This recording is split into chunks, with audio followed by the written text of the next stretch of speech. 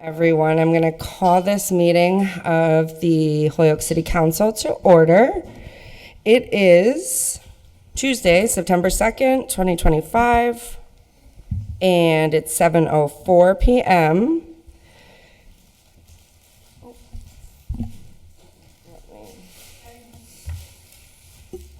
Okay. So, I'm going to call this meeting to order. We're live here in the City Council chambers at City Hall.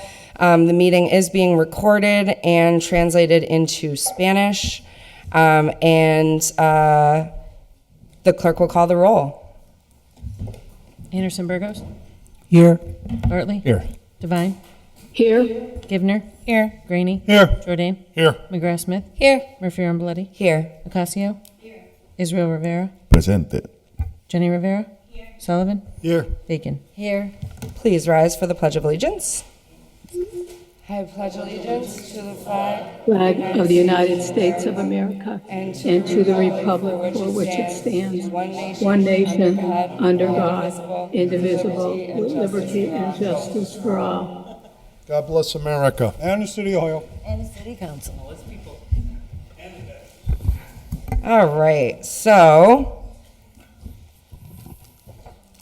before we do any other business tonight, because we do have Counselor zooming in this evening, I would entertain a motion to take a roll call vote that for the purposes of this meeting would be applicable to all motions to receive, to refer items to committee, remove items from the table, place items on the table, package items together, comply with items, or suspend the rules unless there is an objection. Second. All those in favor? Aye. Any opposed? Okay. Did that. So this evening we have, first up is public comment. We don't have any public hearings this evening. So if you, actually, I need to get the list. Please hold. Do you want me to get the list? Okay, come on. It might have been buried beneath other ones.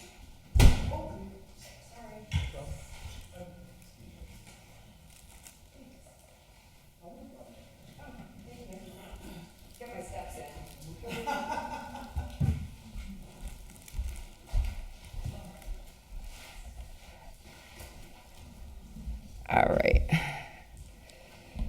Okay, so for those of you who are new to public comment, the City Council allows public comment for 2 minutes. I will be your timekeeper. And when you're halfway through, I'll hold up a sign to let you know so that I don't interrupt your flow of thoughts. All right, and then when you're done, I'll say it's time. And we just have folks come up to the microphone there, make sure that it's on. You say your name and address for the record, and then we'll go in order of what's written here. And if there's anyone online, we will also give them the opportunity to speak. So with that, I have Claire from Linwood Ave. Claire, welcome.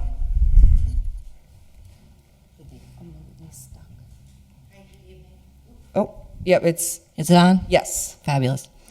Hi, good evening. I'm Claire. I live on Linwood Ave in Holyoke. Tonight I would like to, I've been up here several times. I've been up here on the correct disbursement of the opioid abatement funds, which is settlement money that the city has had access to for at least 3 years. Those funds have not been touched, which is great, but also, a lot of people have died in the meantime. And I notice here on the agenda that there is an item from committee that regards a homeless and housing liaison position. In 2023, when Mayor Garcia put out his Ezekiel Safe Streets plan, he had that homeless housing liaison position in there, and the money was to come from 2 sources, but one of them was the opioid abatement funds. That's not an appropriate use of that money, even though housing and unhoused situations do strongly affect people in substance use, it's not the primary concern. So if that, and then the flags are that if that was on there in 2023, it means that the intention has been for that position without a public process. And the funding requires a public process and requires it be used specifically for opioids. And I know that this council doesn't necessarily directly deal with those funds, I understand that, but it does deal with things related to it. Also, we can't be making sweeping changes to the charter without public input or disempowering our city solicitor. Thank you. Thank you. Okay. Let me redo my, up next, I have Richard Purcell from Suffolk Street. Rick Purcell, 279 Suffolk Street, candidate for Ward 4 City Council. I'd like to do a couple of corrections to the record. One of them is what Claire just did, she was allowed to do in this meeting, but there was a debate in the last meeting, and a city councilor, Kevin Jourdain, said, I led the public speaking back 10 years ago. It actually happened 14 years ago, and it took a year to enact, and it was Aaron Vega's effort.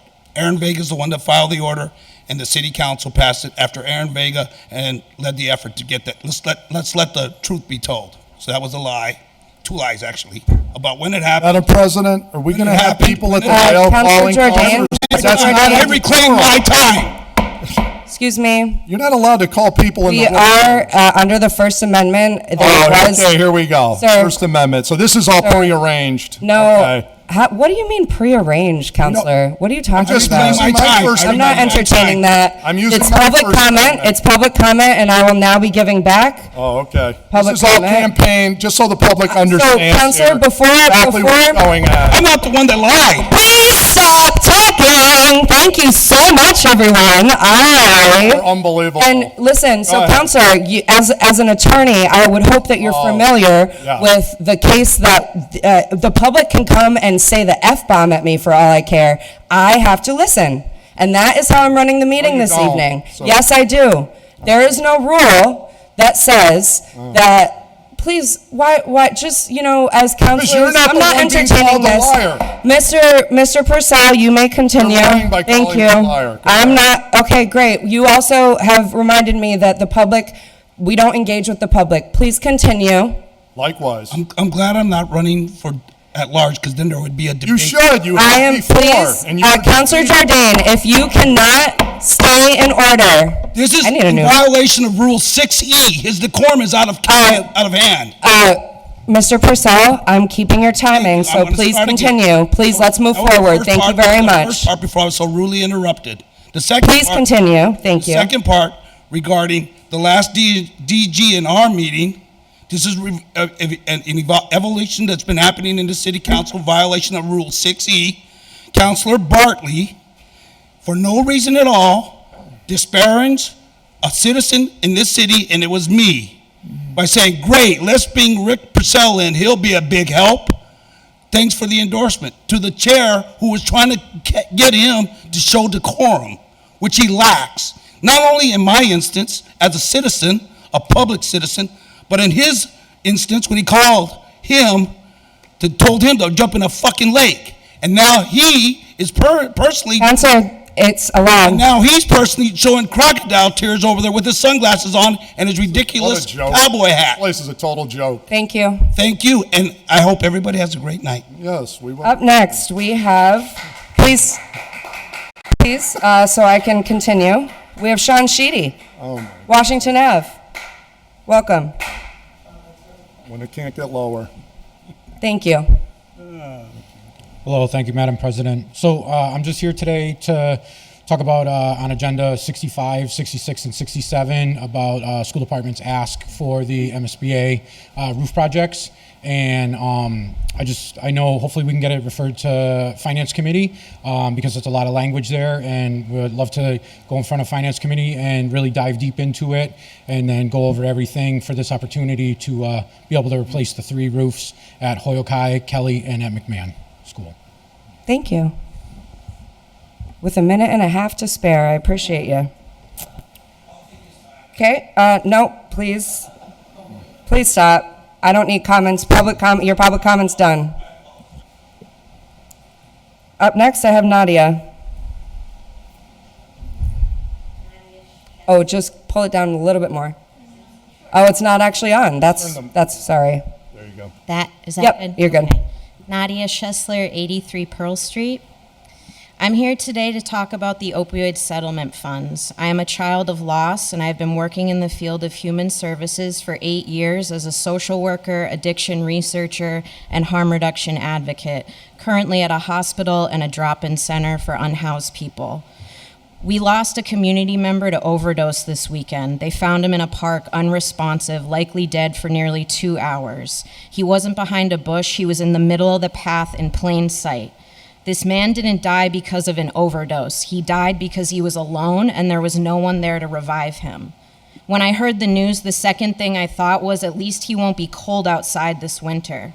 This is what the war on drugs does to people. It isolates them, denies them services, including shelter and life-saving medications like Narcan, strips them of every ounce of humanity you could imagine. People are going to use drugs whether you like it or not. Homeless people are going to exist whether you like it or not. You either view these individuals as deserving of love, dignity, and respect, or you don't. Nobody gets a pat on the back for supporting encampment sweeps or denying our most vulnerable community members tents. That's heartless. I hope where these funds go truly reflects the needs and demands of the people most affected by this crisis. I am horrified by the idea that it will come down to one person's final decision, someone who, based on a previous meeting, indicated he was not willing to speak with people directly about how these funds will work and where they'd like to see them go. This model does not reflect what many of our surrounding communities are doing. This city deserves better. There's a saying, nothing about us without us. I hope to see you all, audience included, at the community feedback forums next September 8th to listen and participate in this process. This meeting should be publicized on every city platform, and those of us who are on the mailing list just got the notice today. Thank you. Thank you. Up next, I have Mimi Panich from Madison Ave. Hi, everybody. You have my name and address already, so I don't need to repeat them. There are a lot of important issues facing the city, but there is one that I think can be handled in 2 minutes. And I feel like, unfortunately, I really have to talk about what happened with the 60A abatement Kestrel requests to or offer to be assigned the city's right of first refusal in certain potential conservation lands. And before I go any further, I want to say that contrary to what people have thought, the planning board did enthusiastically recommend this when it was brought to us, but we did not reach out to Kestrel at any point over it. So I am not attempting to defend anyone personally here. But here's the thing.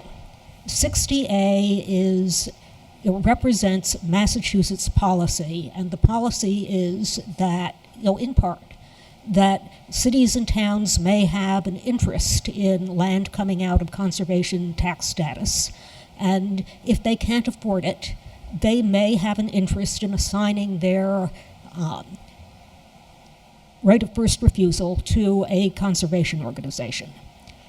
That, you can dislike the policy, but to say that Kestrel did anything wrong, or that it was any way outrageous for them not to offer us a little extra for Holyoke on the side, which I'm sure you can see how ludicrous it is if you think about our asking for Mr. Ramos to have offered a little extra for something on the side to induce us to not exercise that right.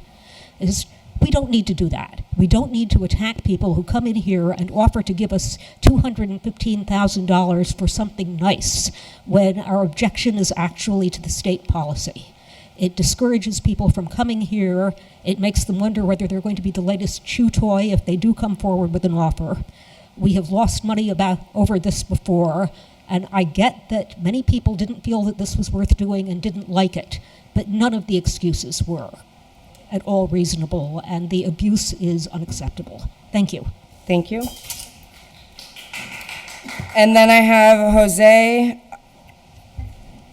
I'm sorry, Adestre from Hillside Ave. Hi. Hello.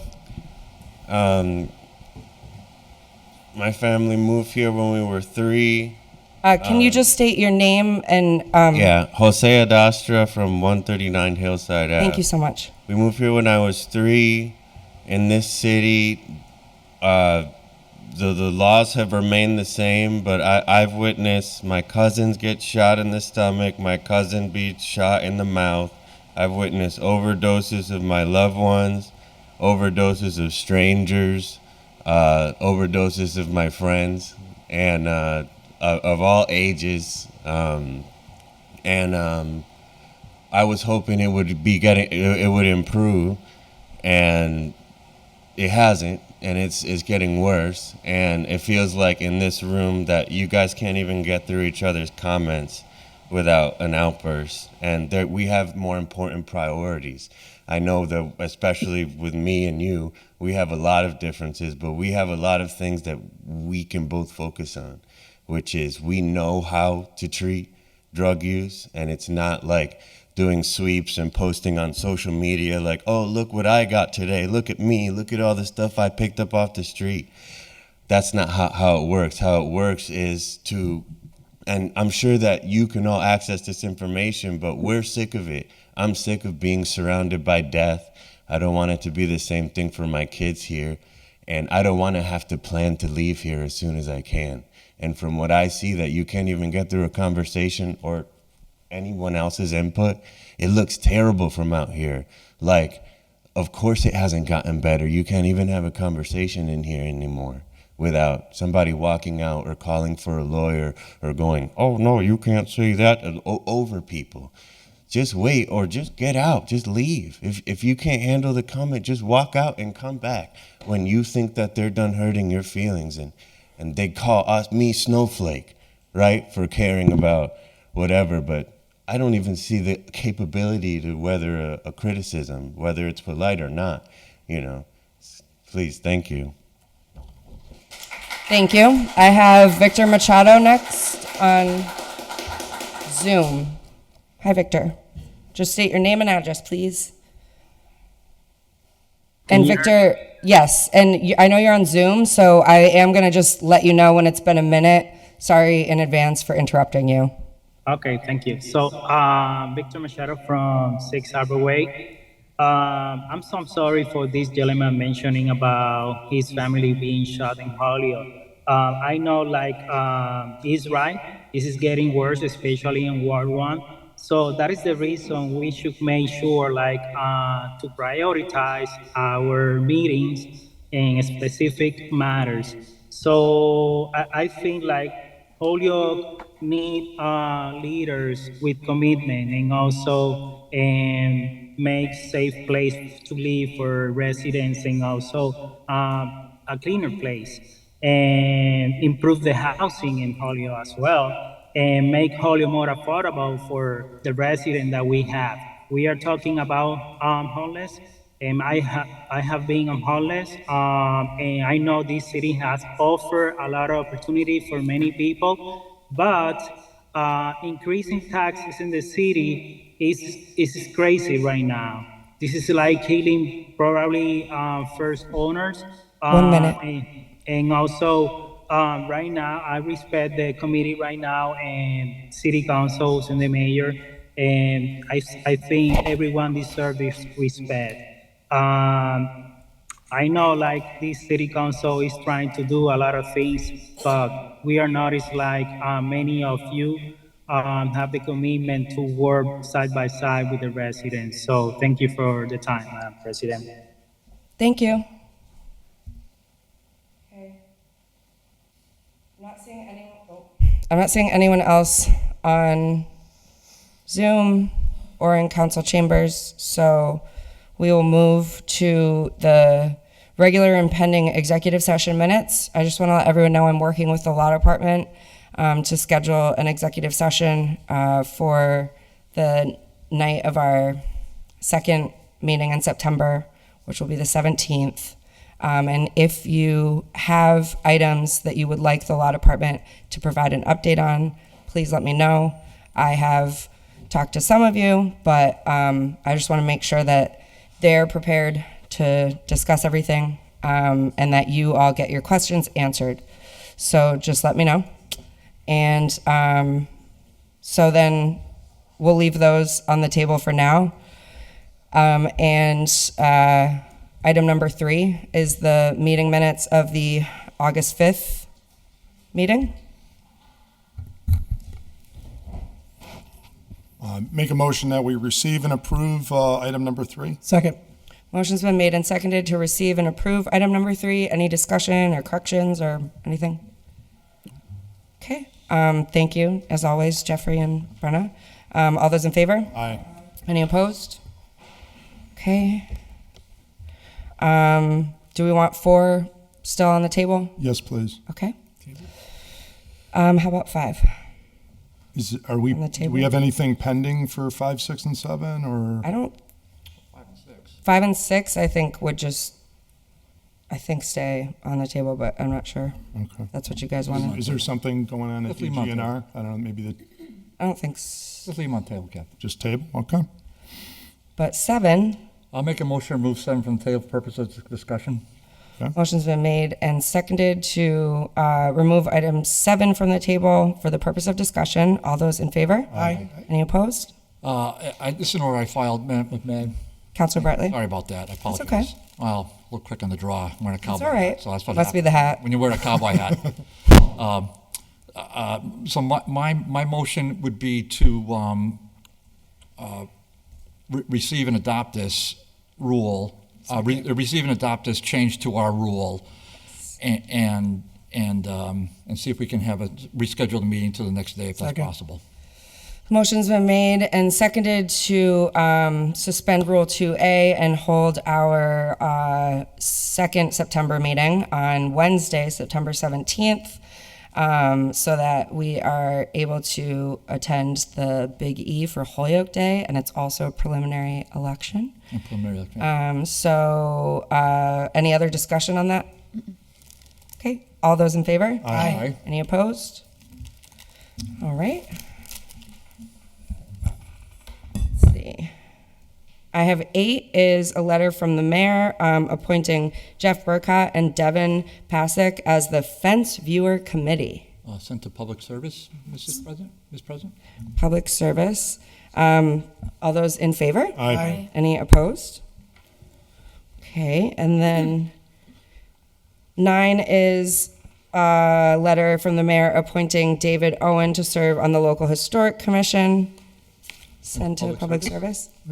All those in favor? Aye. Any opposed? Okay, and then we've got, Patty has her hand up. Counselor Devine? Yeah, thank you. It's for item number 10. I don't know Okay. if you're there yet. Yes, we just got there. So item number 10 is from the fire chief. It's a report on condition of Old Bassett Road for fire trucks. Counselor Devine? Yeah, Counselor Meg McGrath-Smith and I both looked into this, and we had the fire department go up that road. I don't know if people have been up that road, but it's pretty bad, and it really needs some paving, and he agrees that it needs to be widened and paved. So what I'd like to do is send this report to Congressman Richie Neal, Pat Duffy, and John Velas, and hopefully between the 3 of them, they can widen that road and get it paved. I think it's really important. And if you haven't been out that way and up that road, I would just say, please be careful, because it's not the best thing in the world. But we need to send it to those 3 people, and maybe between the 3 of them, they can come up with something to widen the road and pave it. Thank you. Thank you, Counselor. Any other discussion? Yep, Counselor McGrath-Smith? Thank you, Madam President. You know, this is one of those tricky streets that was a county road that was discontinued back when county government was largely dismantled in the early 70s. And at that point, whether just through oversight or through, design, several of those county roads were never accepted by the city. And until the state did an audit last year and sent a letter to the city explaining, hey, we actually went back through and our records show these roads were county roads that were discontinued. Do you have proof that these are now accepted city roads?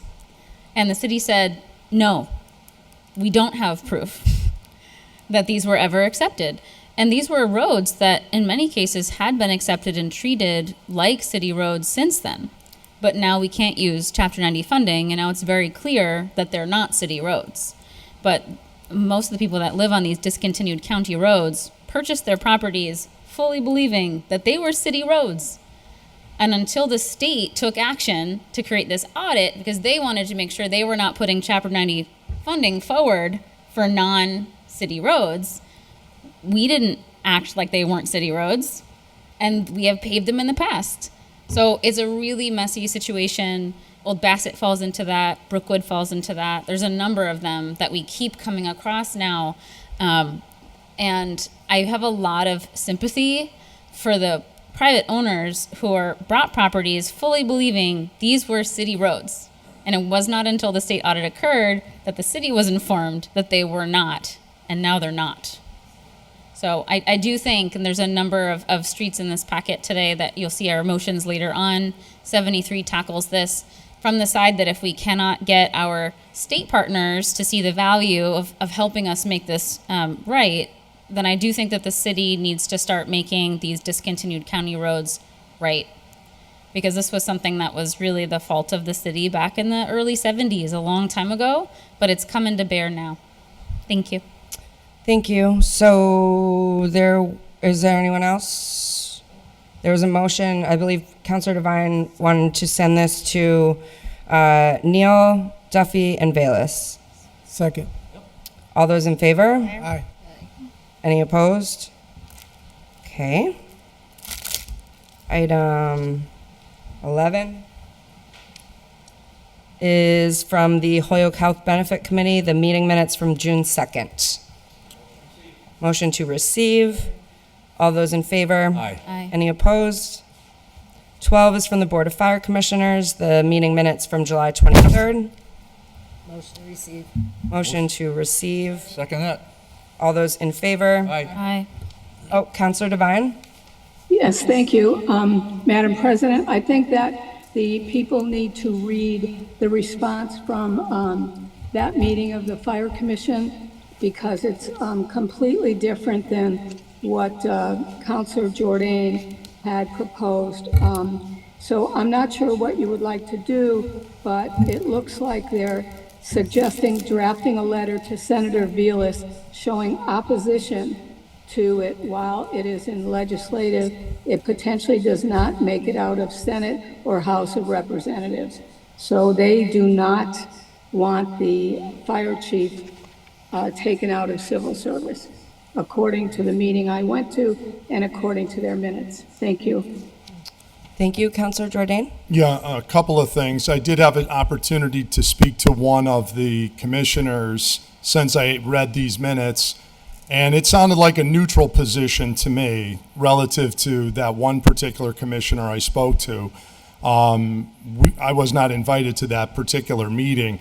I will just say a couple of things. It was relayed to me that people are relaying information to them that's just not the case. For example, saying things that by us passing this special legislation, we're taking the appointment power of the fire chief away from the commission.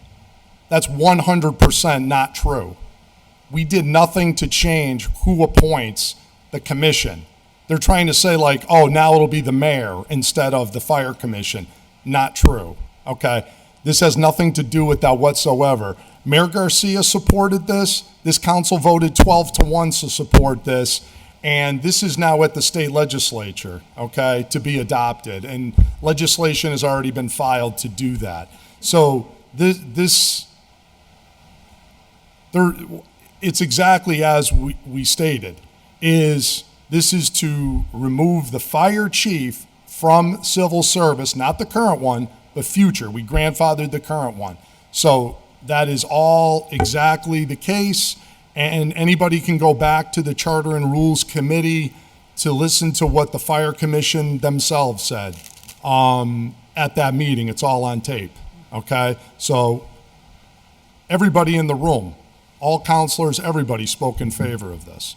So anyways, that's the situation. The mayor is strongly in support.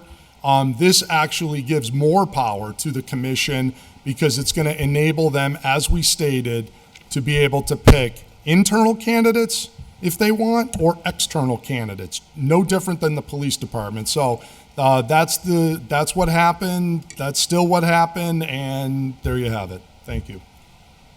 Thank you. Councilor Rivera? Can we just know who the one was? Because I want to make sure. I don't have that. We know that? Councilor Devine, it was 12-1. It was Councilor 12 to Devine 1? voted. I thought I voted no on that. Damn it, next time I will. All right. Anyone else? Okay.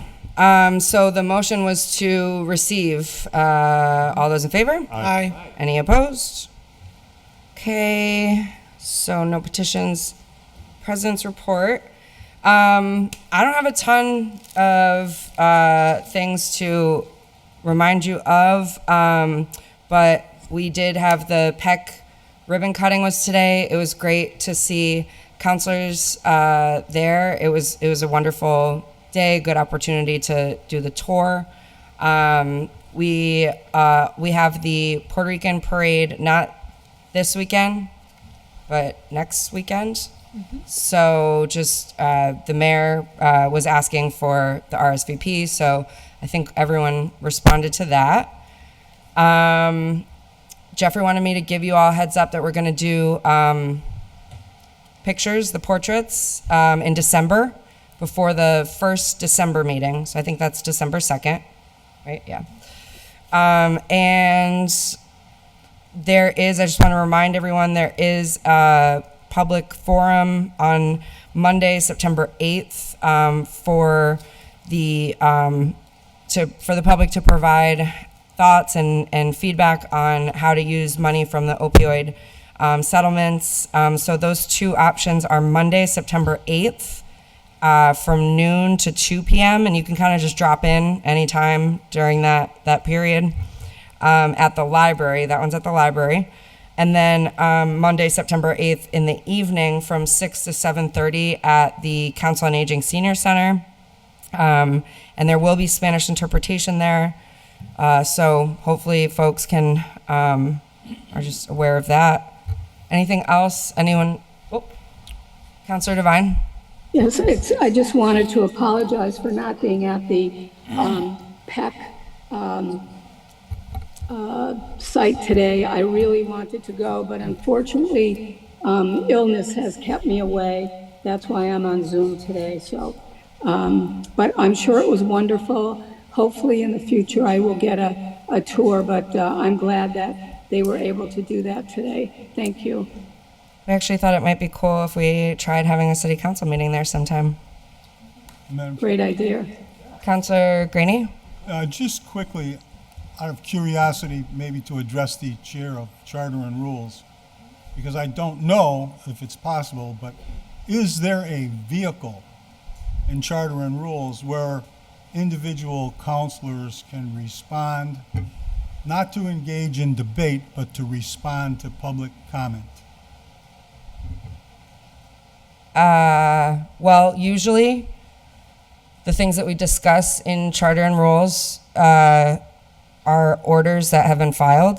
So if there's an order that needs to be filed and referred to committee, that's how we, like in our rules, things have to be, the orders get sent to committee for discussion. So if I was just wondering if there was something in there that would enable.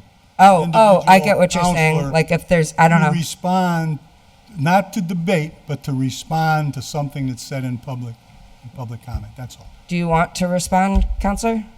And then, I meant the chair of Charter and Rules, but then I'll let you. Oh, I thought you had pointed to me. I'm sorry. No, I meant Meg. She had her hand up first, but then you're next, Counselor.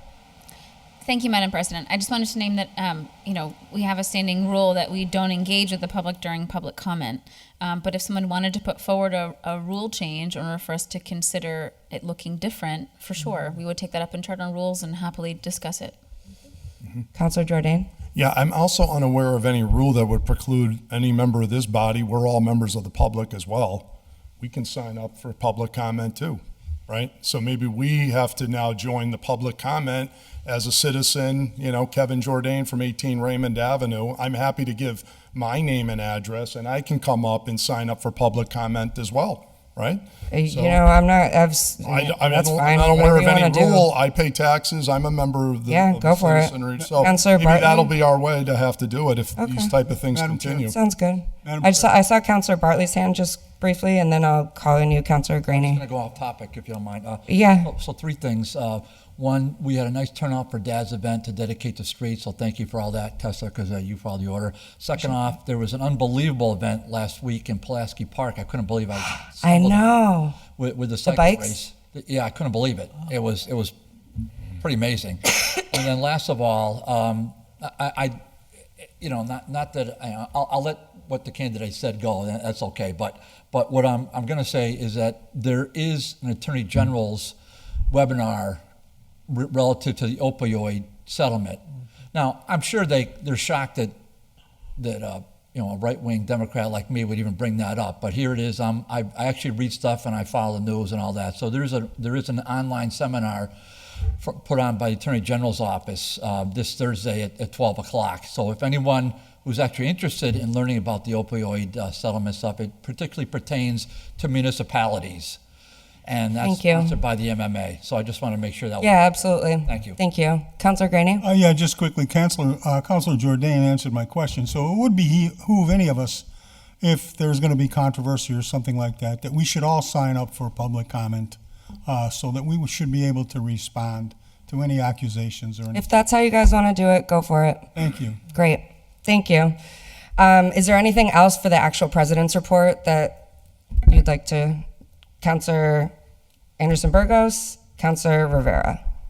Go ahead. So mine's out of respect. So I just would love for us to honor and give a moment of silence for Emilia Sanchez. Emilia Sanchez was the mother of a former city councilor, Alejandro Sanchez, and mother to a very good friend of mine, Melvis Sanchez, who is one of the committee members for the Fiesta de Patronales. So I would love for us to honor her and give her a moment of silence, please. Absolutely. Thank you for doing that.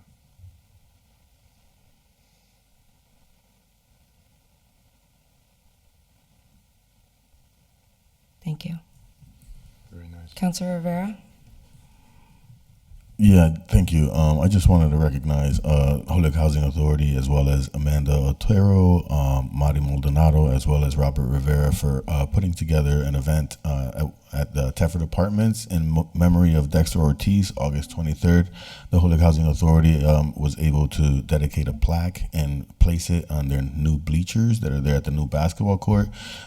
Dexter Ortiz, we lost him about a year and some change ago to senseless gun violence in the Flats neighborhood. So for people that say that think that the counselors don't also go through things, we go through things as well. That was my best friend. He was killed last year in the neighborhood, just hanging out in front of his stoop. So ideally, I just wanted to put it out there and just thank these, I don't want to say new, but unsung heroes for organizing this event and putting it together without chasing clout, in a sense. But again, thank them and the Holyoke Housing Authority for allowing them to do it and working with them and making it happen. Thank you. Okay. Not seeing anything else. So we'll head into reports of committees.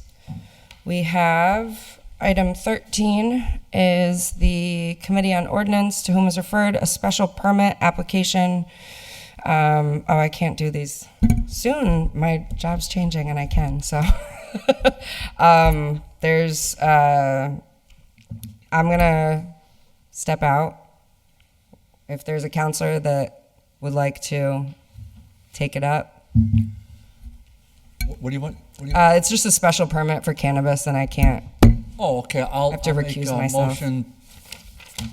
With the hat? Yeah. No. Yeah, go ahead, Dave. I'll make a motion that we have Councilor Jourdain run the meeting while you're taking a Second. hiatus. Okay, all those in favor? Aye. Any opposed? Right?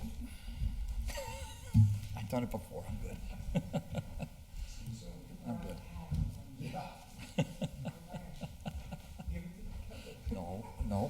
No thanks. All right, here we go. So this is before us is item number 13, counselors, and item number 13 comes to us by way of a committee report from the Committee on Ordinance, to whom was referred a special permit application for Sexton MA LLC at 15 Main Street, a recreational marijuana retail establishment per section 7.10. Recommend that the special permit be granted, carrying over the conditions from the previous owner. This is recommended for approval from Councilors Israel Rivera, Councilor Vacan, Councilor McGrath Smith, Councilor Bartley, and Councilor Jenny Rivera. Thank you, Interim President. As the order stated, the applicant Sexton MA LLC came in. They presented ideally this was they're pretty much purchasing a license from an established owner already, and they're going through the processes of reapplying, and there were a couple things that were held up due to notifications from the fire department and other ones that they had in the past. But we kind of tried to speed this up as fast as we can so that they can make their deadlines too as well. So we were able to meet once, I believe, over the summer, and then once in the beginning when we all came back from counselor vacation, quote unquote. Everything they were vetted, everything looked fine. We pretty much through the council it went through, through the committee it went through. I believe it was 4-5-0 for the special permit to be granted, with the conditions that were already placed on the previous owner to be carried over to the new owner too as well. With that, if there are any, go ahead. Yep. Is there the motion is to receive and adopt the committee report? Okay. Is there a second to that? Second. Okay. Motion's been made and seconded to receive and adopt the committee report, which their recommendation is that the special permit be granted. That has been seconded. Any other discussion? Hearing none, the clerk will call the roll. A yes vote is in favor of approving the committee report and granting the special permit. A no vote is to deny it. Devine? Yes. Givner? Yes. Greeny? No. Jordan? Yes. McGrath Smith? Yes. Ocasio? Israel Rivera? Yes. Jenny Rivera? Yes. Sullivan? Yes. Bacon? Yes. Anderson Burgos? Yes. Bartley? Yes.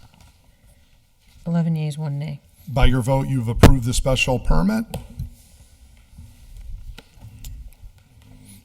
Welcome Tessa back.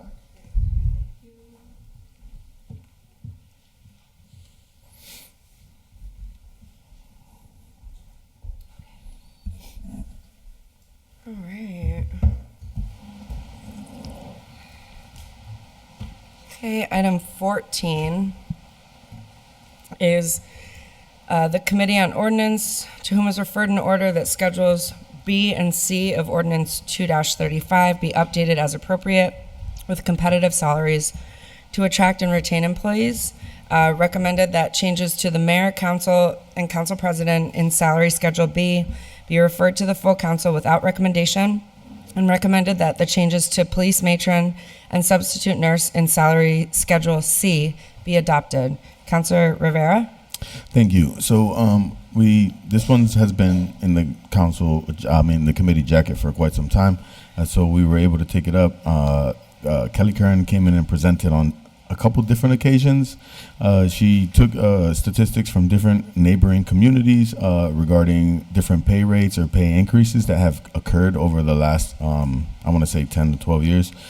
Ideally, it's not so that we're trying to, give counselors or the mayor or anyone serving a particular raise just because they need a raise, but because it's been quite some time that most of these positions have gotten any increases. And to be honest, I just seen something the other day where it said if the community, and I'm not saying that the council has to be like that, but just in general with regards to minimum wage, buying power, if you were to compare it to the 70s, the buying power with the minimum wage dollar, you would have to have minimum wage at $66 today to match the buying power of the 70s, what minimum wage was. That's just an interesting fact for me to kind of stumble upon during these times while we're actually looking at different salary negotiations and different negotiations throughout the whole city, not just what we have to deal with. The first one, for the most part, is the mayor, council, and the council president salaries. Is just looking at them, reviewing them. This doesn't take effect until the next election cycle, if it were to be voted in. Then there is a schedule, I believe it's the Schedule B, and then I believe the other one is Schedule C, where it's an increase for police matron because it's been a hard time to recruit. They've been struggling to get people to apply. And then I think the recommendation by Councilor Bacon, and she can correct me if I'm wrong, was to eliminate the current position of the substitute nurse, as the position hasn't been filled in for quite some time. I think for us, we were a little warm to it in the meeting, but ideally, I think that it's not just that easy. But if it's the will of the body to move in that direction, according to our director of HR, it wouldn't be something that would be controversial for her in this particular moment in time. So that being said, I think I would open it up for discussion, if that's up to you guys, or up to the president, and then hopefully we can move forward to get some of these adopted, or just have the conversation around Schedule B, because that one did go without recommendation, just because we're all counselors and not, for the most part, some of us didn't agree, but then some of us did. But we wanted to make it something that could actually have conversation when it came to full council. Thank you. So would that be perhaps a motion to pass the first reading, so I can open it up for discussion? There you go. Motion to pass the first reading. Thank you. Motion to pass the first reading. Under discussion, I have Councilor Bacon and then Councilor Jordan. So I guess my first would be a point of order. Can we have two separate votes on B and C, since Sure. one is no? You making a motion? Yeah. So I'd like to make that as a motion, that we Okay. do separate votes. Okay. So what's the motion is to segregate B and C? Correct. Okay, so I'll second that. Okay. Motion's been made and seconded to separate the two changes in salary schedule. So we'll do you want to do the first one that's there first, and then we'll do the police matron and substitute? That would be great. Okay. Councilor Rivera? Yeah, I guess I would need further explanation as to how that works, because it's all one particular order or one particular item. So just trying to see how, just breaking it up and taking different pieces just to vote on it, even though it's all one item. I just. Sure. We can take two separate votes. Yep. But Councilor Bacon, did you want to add anything? Well, I was only going to say we made two different recommendations. So Right. Sort of. So we'll just do two separate votes.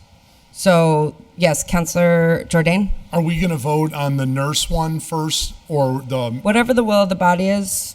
Okay. Do you guys We do have the nurse one first. Okay. All right.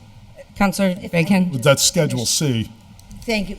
The nurse is in C. And I just want to clarify that the reason I made the motion to just eliminate that particular item on the list is because it's not been used in over 20 years.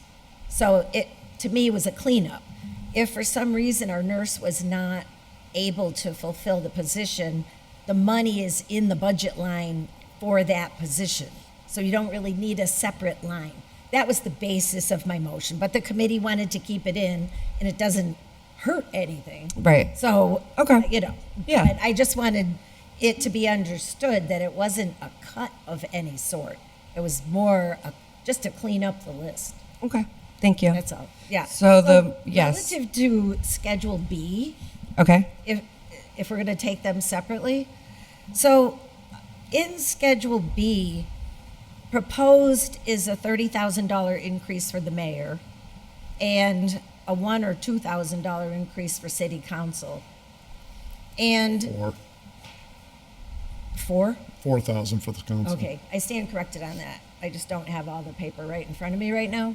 But I think we're in a time where the people that we're serving are not getting 30% raises. They're not getting 20% raises. They're getting maybe 3, maybe 5.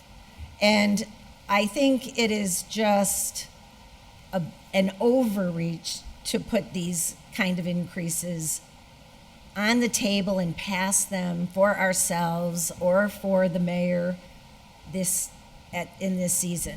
We've spent almost a year, maybe more than a year, talking about taking away about half the mayor's job and giving it to another person. So this doesn't seem to be, to me, a good context in which to give a big raise, while at the same time over here, we're debating giving half the position responsibilities to a new person. So that's my perspective relative to these, and so I will be a no vote on changing Schedule B. Thank you. Thank you. Councilor Jordan? Yep, thank you. So I have no problem with the nurse change in Schedule C, so I'll support that vote. But on Schedule B, I'm also a no vote, and I want to explain why. So a couple of things. One is, when we're going to consider increases for elected officials, be it for ourselves or for the mayor or clerk or what have you, these are supposed to be increases for the position, not for ourselves. All right? So we're way beyond that window at this point to be considering if it was the will of ordinance or the body or whoever's moving this, that we would have these type of votes to do an increase for the mayor and the council. This should have came in a year ago, because then it's fair to the whole public, right? Council votes on it. In January of 2026, the mayor is going to go up 30%. The council's going to get a 40% increase. It's open to everybody. You want to run for it? You can get the raise. If you think, does that enter into your calculus? Well, I can't really afford $100,000, but maybe for $130,000, yeah, now I guess I could afford to be the mayor, or I want to be the mayor. Who knows what goes into everybody's individual decision to run for mayor, council, any of these positions. But salary is certainly a factor, particularly for a full-time position like mayor. Then, when nomination papers opened in January, February, whatever it was, people could have taken out papers and run for the mayor's position, or for that matter, our council positions. None of that is done. Now flash ahead, July 29th goes by, nobody else can run for mayor, and in the 11th hour before the election, we're going to now come in with an increase for Mayor Garcia, who's running unopposed. Whether that's intended to be unethical or not, it could be clearly appear unethical, because it looks like you're handing Josh Garcia, because he's guaranteed to be the only person that will get this position, and he is guaranteed he's going to be the guy to get the 30 grand. Okay? That should have come up a year ago when everybody had an opportunity to be mayor and run for the job. I have never seen pay raises come in after the deadline is closed for nomination papers like this. I've never seen that. Now, council, for ourselves. Many of the people on this council are running unopposed, and there isn't even, technically even at large, there's only 3 challengers for the 6 of us. So 3 of us theoretically are guaranteed re-election. We don't know what 3 of us, but 3 of us are guaranteed re-election, right? We can't do that. We're essentially voting ourselves a pay raise. And if you're unopposed, you're voting yourself a pay raise.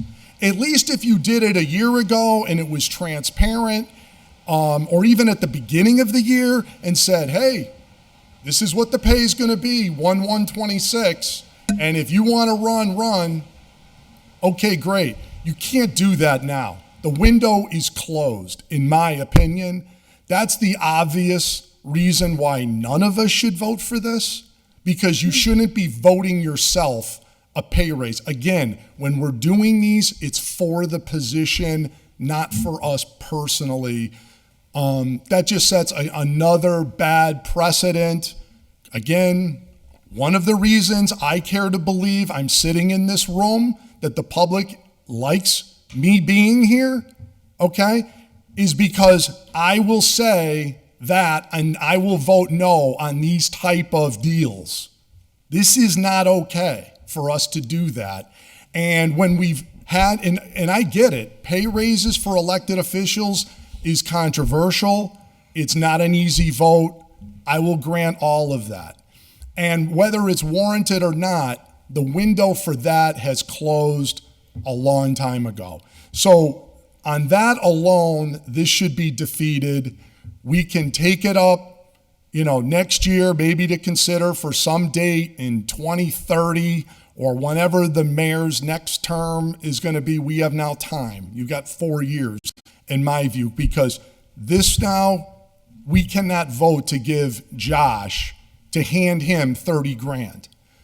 Point number 2, the mayor's position is evolving at this point, waiting to see what happens from the Modernization Act. We should also see, are we taking duties away from the mayor, primarily in the financial area? We don't know if that's going to pass or not. We should consider that into the equation. Because if we're taking a large quantity of duties away, and we're not sure how that's going to shake out, but that's certainly the proposal on the table, does that offset the need for a 30% increase? And then, certainly, obviously none of us are running for these positions. If you are, you're sadly mistaken. If we're running for the money, for sure.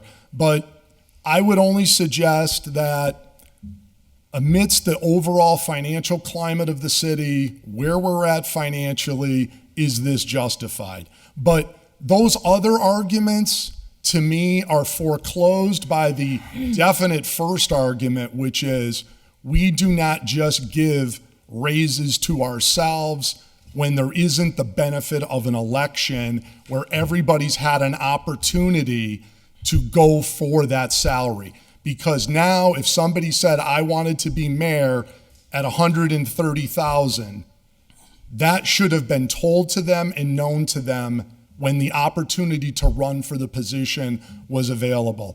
That is now closed as of July 29th. Thank you. Thank you. I have Councilor Rivera and then Sullivan, and I have a long list. I've got you all. Mine's just a point of order. Oh. We had a motion to separate these two. It was second. Yeah, I was gonna, thank you. I was gonna get back there. So there was a motion to take 2 separate votes on these ordinance changes. All those in favor? Aye. Any opposed? Okay, thank you, Councilor. I have Councilor Rivera, and I do have you. I have you on the list, Councilor.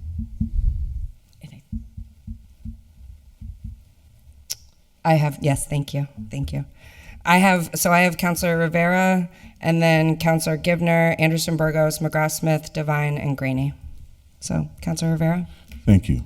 I think I gotta address the part where the insinuation of unethicalness. It was just not too long ago where people were offended because they were called a liar.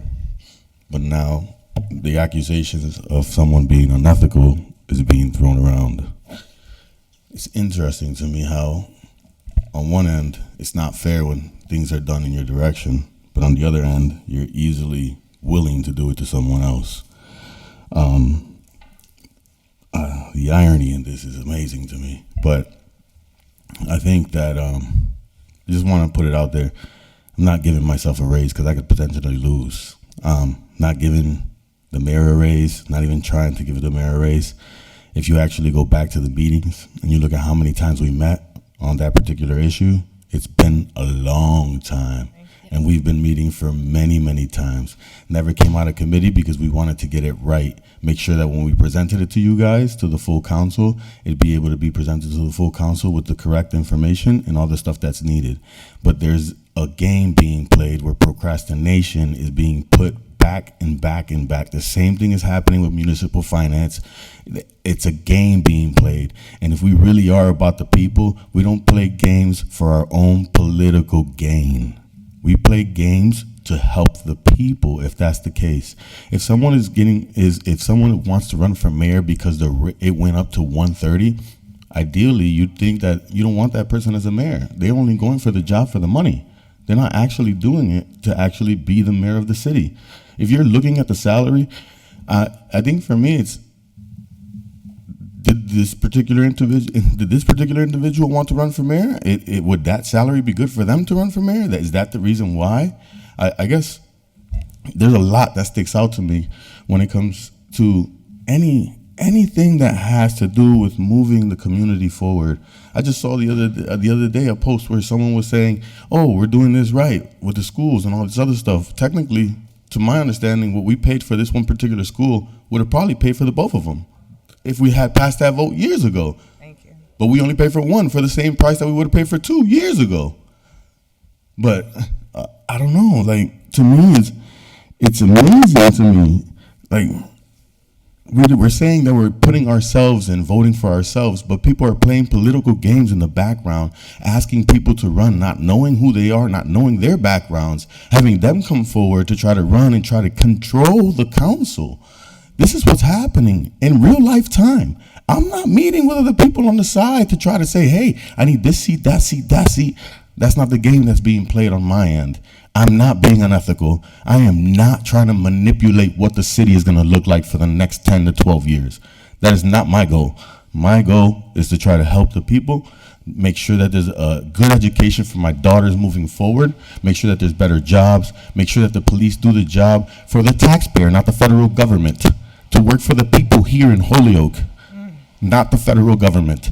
For me, it's important that we work here for us, for Holyoke first, Holyoke second, Holyoke last. Not one particular counselor, not one particular ideology, and not one particular mayor. If we give the mayor a raise, I didn't expect $130,000. If someone would have wanted to say, hey, maybe give him 105, maybe give him 107, I don't care. It has no bearing on me or any of that, even with the council stuff. I knew everyone was going to be against it, and I knew they were going to take this moment to grandstand and do their thing that they always do. I knew that. That's fine. The part for me that sticks out, true colors are being shown when at the one end you get upset that people call you out, but on the other end you do the same exact thing to a colleague, and it doesn't make any sense because none of this was my intention in being unethical, even though I'm constantly accused of that. For it's been a couple years now. This is going to my 4th year. Before I even got in, I was being unethical, quote unquote. So ideally, I just wanted to kind of put that out there and say that people of Holyoke, please understand that we need to work together, and it's going to be hard to work together if the council can't work together because we are playing political games in the background. This is not Game of Thrones. This is not House of Cards. It's none of that nonsense. This is real life, not a movie, not a show. Even though some people like to watch us on TV, I get it. But ideally, we need to get the work going, and we need to get things moving. Sorry it's taken so long for this to come out. Had the committee gotten together and agreed to some of this stuff a long time ago, even if it would have came out with no recommendation, it would have came out a long time ago. Go back and look at the meetings. There's a bunch of meeting dates that we came up on this. You could say that it just came up all of a sudden and that we just rushed it through now because all of a sudden July 29th passed. If that fits your narrative, great. Go ahead and do your thing. Run with it. I'm just telling you that if you do your research and you do your homework, you'll see that we've been meeting on this for quite some time already. It didn't just pop up last week or 2 months ago. With that, I'm good. Thank you. Thank you, Councilor Givner. Thank you, Madam President. So the one thing I wanted to reiterate was that we have been talking about these salary increases for quite some time. I think we started talking about these in March of this year. I know we were absolutely talking about them in May. So I'd have to look back at my notes to see, but these were not proposed by city councilors. These were proposed by the HR director of the city, and they were proposed more than a month ago. They weren't proposed last month. They weren't proposed in the middle of July. They weren't proposed just now. This is not new information. It's just finally getting to the council for a vote. I also wanted to reiterate the fact that if somebody thinks that they should run for mayor because of the pay grade, they're probably not the person we want running anyway. I don't see anything nefarious happening. These are not negotiation, but these are discussions that we've been having for several months, at this point. As far as the meager pay raises, I would reiterate that, I thought it was an interesting tidbit to hear that in order to have the spending power that somebody would have, in the 70s, we'd have to make like $66 an hour. That's wild, considering that $20 isn't even the minimum salary range. I mean, these numbers are crazy. I don't want to say that to make it sound like I don't feel for the taxpayers. I'm a taxpayer. I'm a homeowner. I'm feeling the crunch. I'm feeling the pinch. But I don't think that these raises to city government officials are the problem. I think, we have infrastructure issues that we haven't been dealing with. We have a lot of problems as a city. And that's what we spend a lot of time in here talking about. I would also like to add that when we look around this room, the people who do run for office they have some privilege, right? Like, you have to be able to afford to sit here. You have to be able to support yourself somehow. And if that, extra $2,000 or extra $4,000 helps somebody to, be able to afford to work a couple less hours at one job and spend more time on the city, I think that's really great. Also knowing now, I don't think that anybody runs because of what we're paid, because it's not enough. We basically make like 2 cents an hour if you start to calculate what we actually take home. It's really a stipend, so I don't think this should be a big issue. I think for the people that it helps to help them run for public office, I think it's really important because, unfortunately, most cities don't have enough of the people who live there and work there and, really spend all their time in the communities having the opportunity to run. So if this helps more people run, I think it's a really great thing. But I just wanted to reiterate that point that this is not new information. We didn't just start talking about this. This came out of HR. I want to say at least 6 months ago. I could be wrong, but it definitely came out before people pulled papers. So anyone who would have pulled papers would have known that there would have possibly been an increase, on the table for city councilors or the mayor. So if you didn't run for mayor because you didn't like the number at the time, well, maybe you should pay more attention to city council meetings. And if you ran only because of that, I don't think you're the person for the job anyway. So I just wanted to reiterate that I don't think there's anything nefarious going on. We're just talking about money in the city like we always are. These are not new discussions. Thank you. Thank you, Councilor Anderson Burgos. Thank you, Madam President. I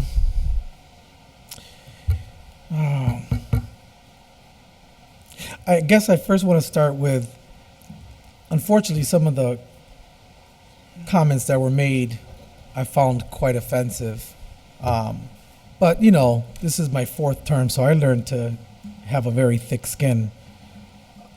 But yeah, it's still offensive, and when you make it public, it's I don't know, it's just it's uncalled for, and that's how I feel.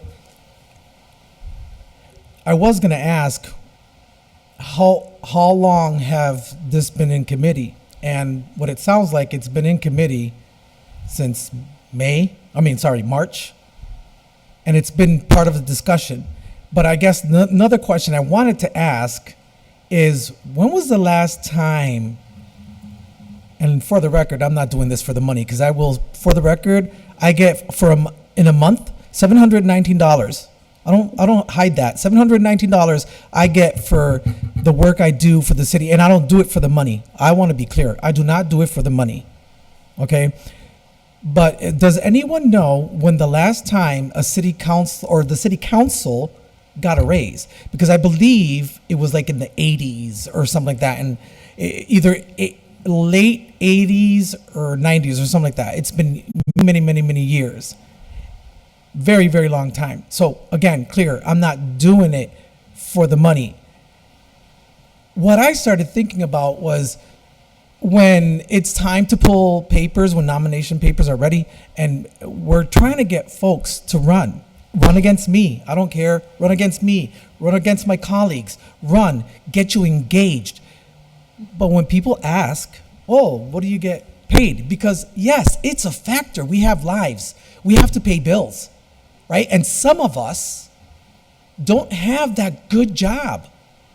Some of us don't have a regular job that it's going to allow you to work off this salary to factor that into your lifestyle.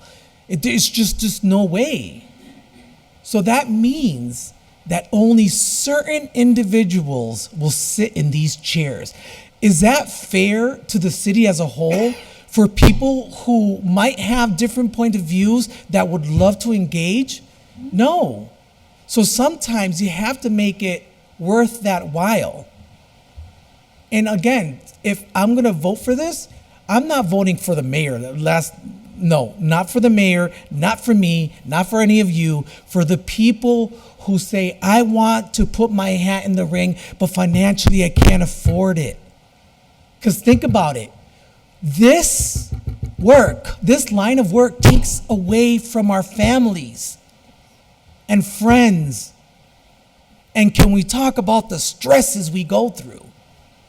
Okay? So this has nothing to do with the mayor or money in my pocket. I want to make that clear, because this is my 4th term. I'm now going into my 5th term, so it's very clear. I am definitely not doing it for the money. This is because it's what is right. Plain and simple. There is no scheme, there is no game. It's plain and simple. Thank you. Thank you, Councilor McGrath-Smith. Thank you, Madam President. So I wanted to name that this order was originally filed May 2nd of 2023. 2023. By our Director of HR, Human Resources, who wanted to share we should be updating these. And here is a comparison between you and other towns, because counselors are starting to bring up their concerns that, one, we weren't seeing a lot of people interested in running for office, and also that, it was part of a wider concern. Look at all these positions we're having a hard time holding on to employees. There's a lot of turnover, and it's very expensive to retrain people, to find people, all of that. And there's just hidden costs every time we lose an employee. And so that was submitted. It was taken up in committee a year later, now in April 27th, 2024. And at that point, a number of counselors, again, these are procrastination, delay tactics, said, well, now the information seems old. Could you give us new information? I feel like we need updated information. That updated information was then found, was then re-brought to the committee. And we looked at it again November 13th of 2024. Sorry, we looked at it October 9th of 2024, then again in November 13th of 2024, and then we brought it up again June 16th, 2025. So it's not like this is coming up out of left field. And every time it's come up, the same counselors have aired a whole different slew of concerns. And they're different every time. But the concerns are still there. And the votes are still against it. I think it makes sense for, and if you look at this, I think it freaks people out. I understand that. The numbers look really high. That's also because there's a big gap between where we are and where our surrounding towns are. And our HR director was doing what we tasked her to do, which was to go find us what would bring us up to comparative rates in the towns that surround us. And we are not in alignment with them. Some of us, I think, maybe are proud of that. I think there are other of us who are saying, let's try to bring it up more to what other area towns are compensating people for. So I think maybe this looks like a lot. Maybe there's a compromise. I also don't hear anyone saying that. People seem interested in saying, yes, 100%, let's go, or absolutely not, nothing. And for the folks who are saying no, I would love to hear what's your offer? What are you interested in doing? Do you want to keep things exactly as they are? Or are you looking at this and saying, you know what, it's reasonable. City council president right now makes $1,000 more than what anyone else makes. It's insane, the amount of work that we're asking our city council president to do for $1,000 a year. It is a thankless, very hard task. They represent us at every ceremonial thing. They take every call. They're answering every email. They're in lots of organizational meetings. I think that position deserves more than $1,000 more than the people who are sitting in this side of the dais. So maybe there's a compromise. Maybe we should be saying, well, let's do a $2,000 raise to the city council president, a $500 raise for city councilors. Maybe the mayor should have a $5,000 raise. I'm just not hearing any compromises. That doesn't seem in any way realistic to me. That's how most people operate. Oh, we're far away from where we should be. Let's take a step forward. And I don't hear that either. So that's why the committee moved it in the way that we did, because the feeling was that, at least from my perspective, it didn't matter what the numbers were. The answer would be no. So, okay, here's the numbers that were given to us. Here's what was proposed by the professional that we asked to do the research and bring the numbers to us. We can always say, let's lower it. But I don't hear that either. I just hear no. Thank you. Thank you. I have Councilor Devine. Hello. Meg just took all of my sayings. I think she did a great job. One of the things that I also agreed with her was, and not to embarrass our city council president, but out of all the city council presidents that I've worked under, no one has worked as hard as Tessa Murphy Romboletti. She is everywhere. She goes to meetings. She leaves work to go to these meetings. She lets us know about these meetings, and to get a lousy $1,000 more, that $1,000 goes way back to the time of Joe McGivern, the time of Todd McGee. It doesn't go to her. And it really, I believe she needs more than $1,000. And just for a little background, for those of you that may not know, many years ago, I was getting off the council and we were making $750 a year. And I can't remember who brought it up, but it was brought up that it was going to be to $10,000, which is what we're presently making. And this was years and years and years ago. And I remember sitting here thinking how strange it is to vote for my own raise, and it was a pretty substantial raise. But then I thought about it. We didn't have Zoom. We didn't have half the way that we were able to do council meetings. We had to go to city council meetings. We had to do our homework. And that's why I voted to increase our salaries from $750 a year to $10,000 a year. And I had no problem with that whatsoever. But it has been a long time. And like Councilor McGrath Smith said, I don't think anything's stuck in stone. Let's move this forward to after January, after that swearing in takes place, and then let's negotiate reasonable raises. But the one that I really think is should not be this low is our president, because she does an awful lot, and I'm trying not to embarrass her, but she does. And I think everybody here knows that. Thank you. Thank you. I have Councilor Graney. I'll cut to the chase. We have constituents out there that don't make $30,000 a year. I can't vote for a $30,000 increase for the mayor, period. Thank you. Thank you. I have Councilor Rivera for a second time, and then Councilor Jordan for a second time. I'm making sure I'm not missing anyone else. Oh, this Councilor Rivera. I apologize. Jenny Rivera. For the first time. My bad. Usually I put your first initial. Oh, and Councilor Sullivan. Okay. So Councilor Jenny Rivera. Thank you, Madam President.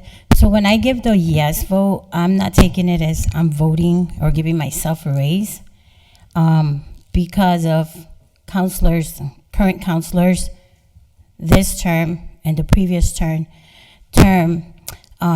I have a preliminary election coming up on the 16th, so I don't even know if I'm going to get in. I know I'm doing my things right. The stuff these other one specific counselor is doing it's the wrong way, but whatever. So I just want to say, when I first entered here, myself and Councilor Izzy Rivera, we worked at the school department. I went to school for that, and we had to leave because of city council, and we were told how frustrated they were here. So we had to choose either to become a city councilor and make $700 a month and quit the school.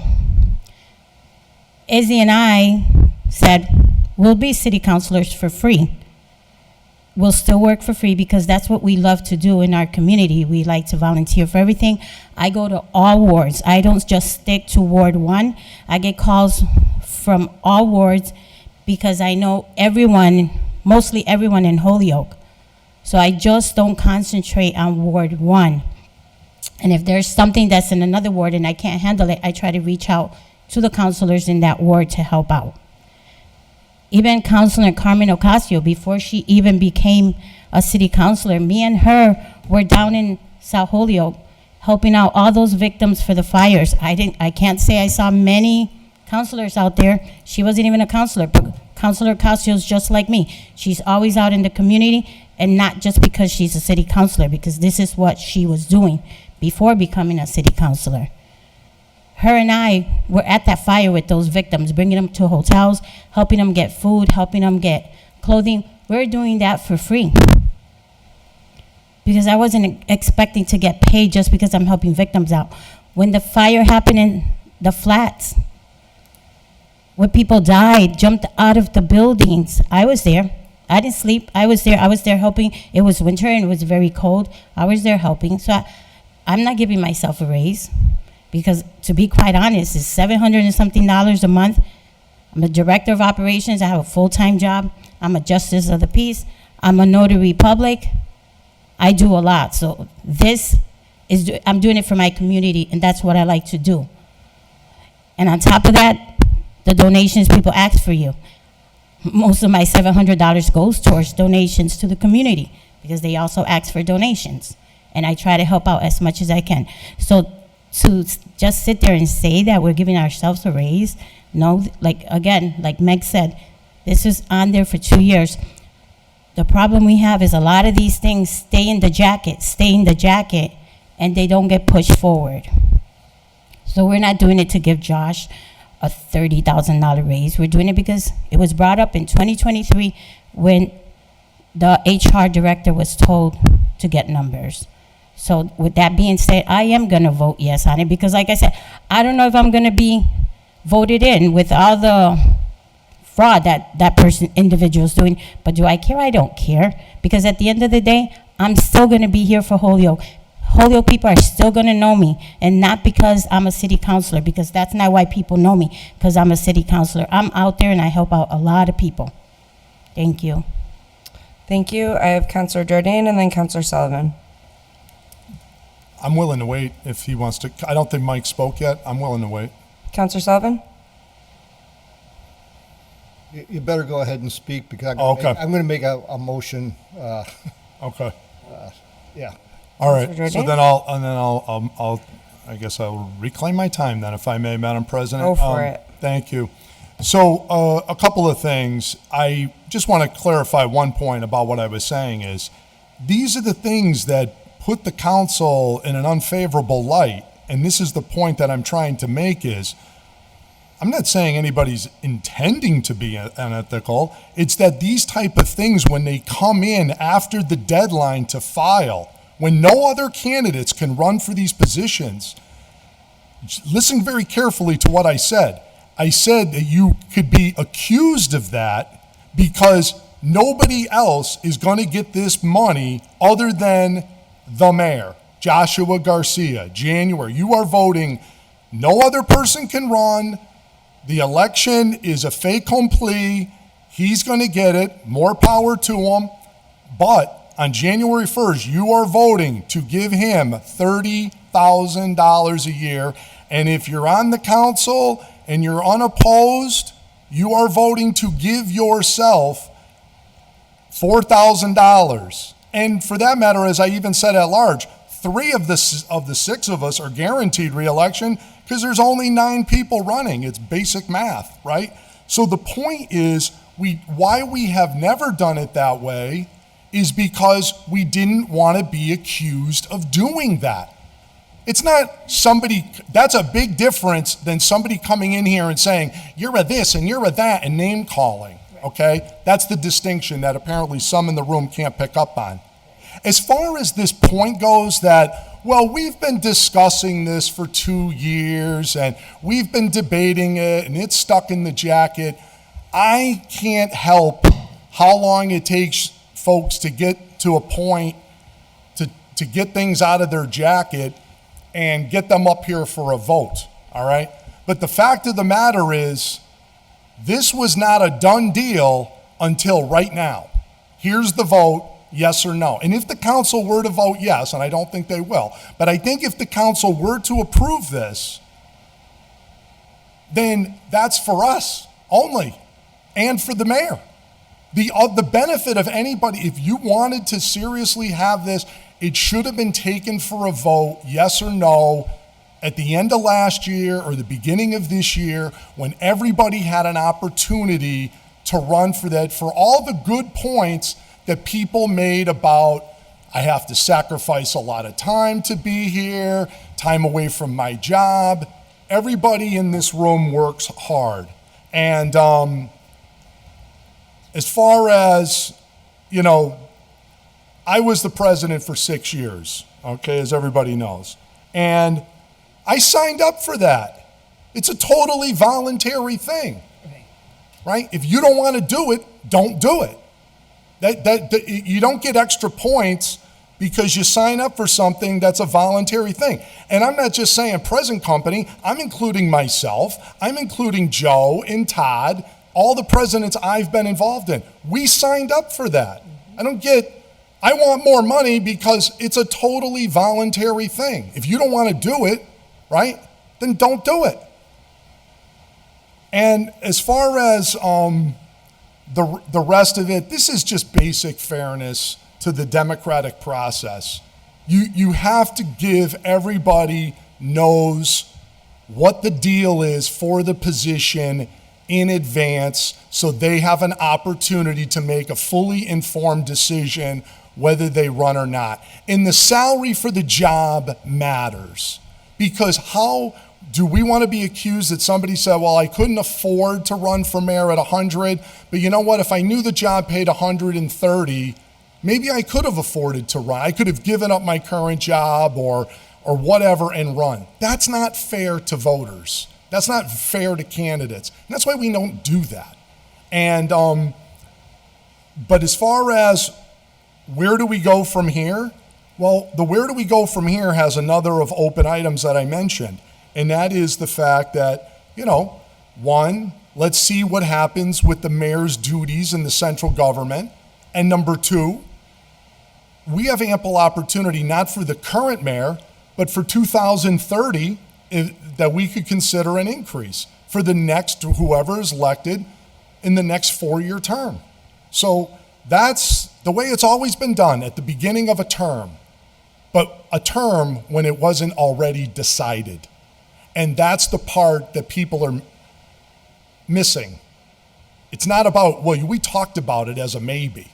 I didn't know, and I follow this. I'm sitting here as one of the 13. If you told me 6 months ago, well, you know, maybe on September 2nd, they're going to take a vote to pass that. I would have had no idea. And there's nobody following what goes on in this room closer than me, right? So there you have it. That's why we, in my opinion, have to vote no on this. I think it's the only correct vote.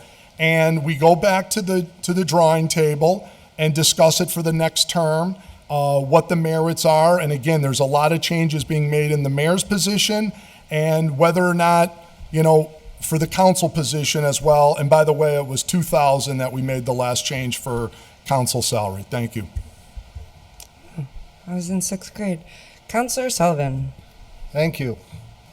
So, in the spirit of compromise, we have a small window, November and December, after the election.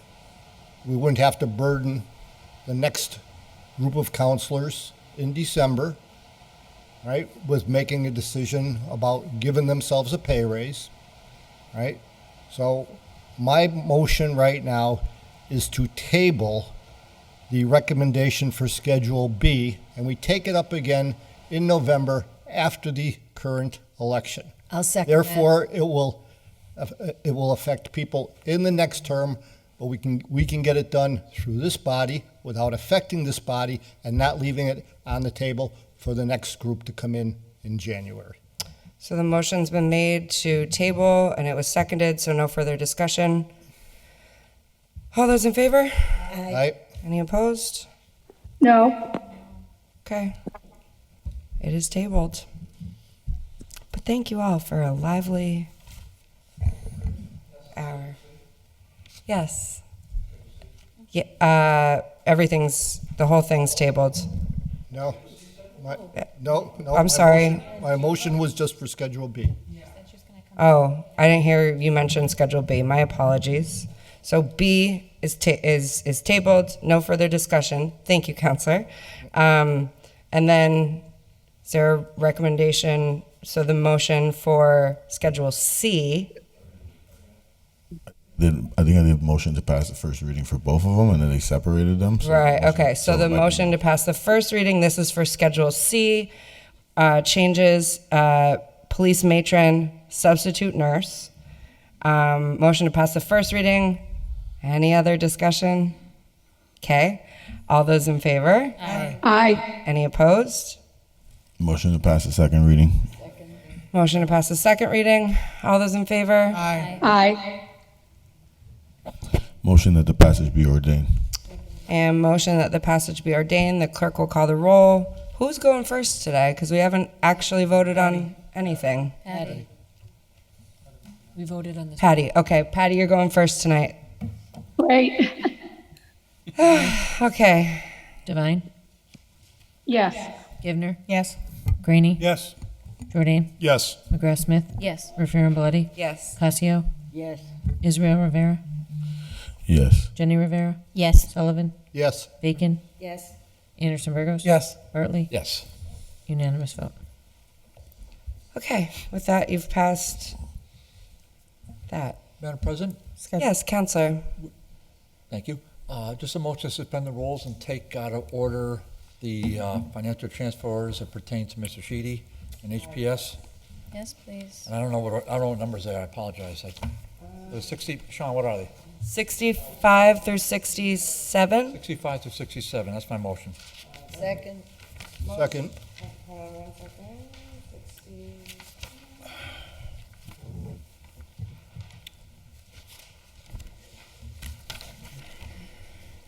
It may be an abbreviated reading. You got it.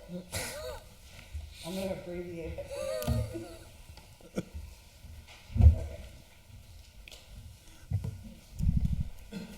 Okay, motion was made and seconded to suspend the rules and take items 65 through 67 up out of order and send to finance. I'll read them into the record. 65, an abbreviated version, is that the city council, that the city appropriate $8,691,405 for the purpose of paying costs of a replacement at Kelly School for the roof.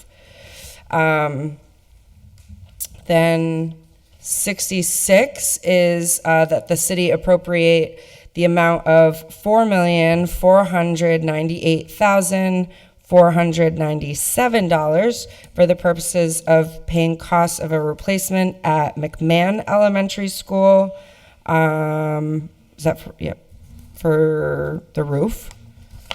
And 67 is that the city appropriate the amount of $12,945,697 for the purposes of costs for a replacement of the Holyoke High School roof. And the motion was to send these to pass first reading and send to finance. Okay. All those in favor? Aye. Any opposed? Okay. So moved. Thank you. Thanks, Sean.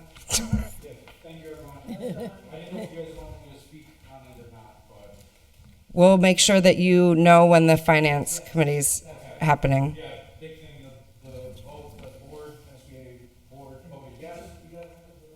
Well, yeah, so the Vote to suspend the rules to allow Sean Sheedy to speak. Second, or wait, is there a second? All those in favor? Aye. Any opposed? Okay. Yes. Super thank brief. you, Madam President. Yes. Thank you, Councilor Bartley. So the MSBA at their most recent board meeting voted yes on these three projects. We will get our 80%. And another big thing along with it is the MSBA is now reimbursing for ADA accessibility. So not only do we get the opportunity to be able to do the roof, but upgrading bathrooms to be ADA compliant, railings, levers on doors, door widths. So all of that is part of it, and they will reimburse us the 80%. Thank you. Thanks. Thanks, Sean. Thank you, Sean. Thank you, Sean. Okay, back to our regularly scheduled programming. We have item 15 is the Committee on Ordinance, to whom is referred an order that department heads be given the authority to hire Schedule A positions above mid-range up to no more than max without needing further approval from City Council due to special circumstances. Recommended that the order be referred to the full council without recommendation. Before we start discussion, I hand it over to Councilor Rivera. I understand why folks want to send things without recommendation, but it is now almost 9 o'clock. We are on item 15. We have a full agenda. And so I got a hunch we're probably going to have to go over 10 p.m. It is what it is. But I just hope that we don't have to rehash everything that was discussed at committee. If we do, I might encourage you all to send it back to committee if this is going to take another hour or so. And I'm not trying to stop anyone from having their discussions, but for the sake of everyone, just keep it brief. Time yourself. I don't know. Do you want me to time you? I will.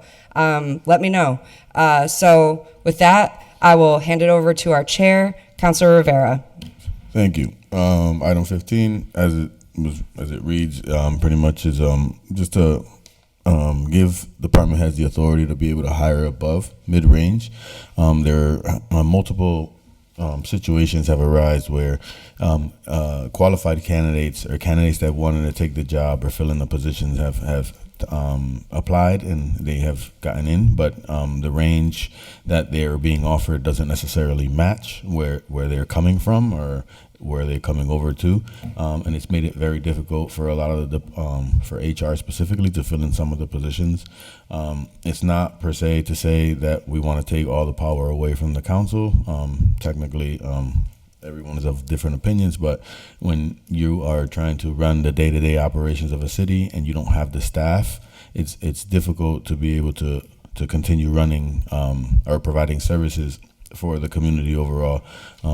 I think one particular example that sticks out specifically is the one with the crime analyst. We had someone in the position. It was a particular unfortunate circumstance where we kind of offered her something more than we were supposed to, but just the back and forth and the nuances, trying to figure out where there was a happy medium made it difficult for the person that was hired, so they ended up leaving and finding another place of employment. And I think for us, in a position where we haven't had a city engineer for, I believe, over a year now, and there are other positions that haven't been filled in a long time. It hasn't actually given, or the fruit hasn't come to bear, I would say, with regards to the processes and the style of praxis we've been putting into practice as a council with regards to kind of policing how this is managed when we're hiring and bringing new employees on. So I know it says without recommendation. Again, is because we wanted to move it to full council, and the only way I can move it to full council, because it wouldn't go through, is if we were be able to do it without recommendation. Normally, a committee that's functioning, a well-oiled functioning committee, would be able to come to some compromise. As Councilor from the Ward 7, Meg McGrath-Smith, has mentioned before, it's been very difficult to get compromises, as we can see today. Just in and of itself, it's been difficult to even compromise with just listening to the public. So again, just no difficult explanations. Motion, I guess, to pass the first reading, if it's okay with y'all. Motion's been made to pass the first reading. Under discussion, Councilor Jordan. Yeah, Madam President, I didn't see items 15 and 16 in our packets. Did anybody get that on your desk? I don't see 15 and 16 here. It should be there. I did see that. It's definitely in the packet. Is it? You have 15 and 16? I don't have a 15 and a 16. No. I got it emailed to me, but I didn't. Yeah. You don't have it? This is 16. I don't have a 15 and a 16. Mine goes 14 to 17. You don't have this? She didn't get it. So maybe some got it. You don't have it? I don't have it. So. Okay.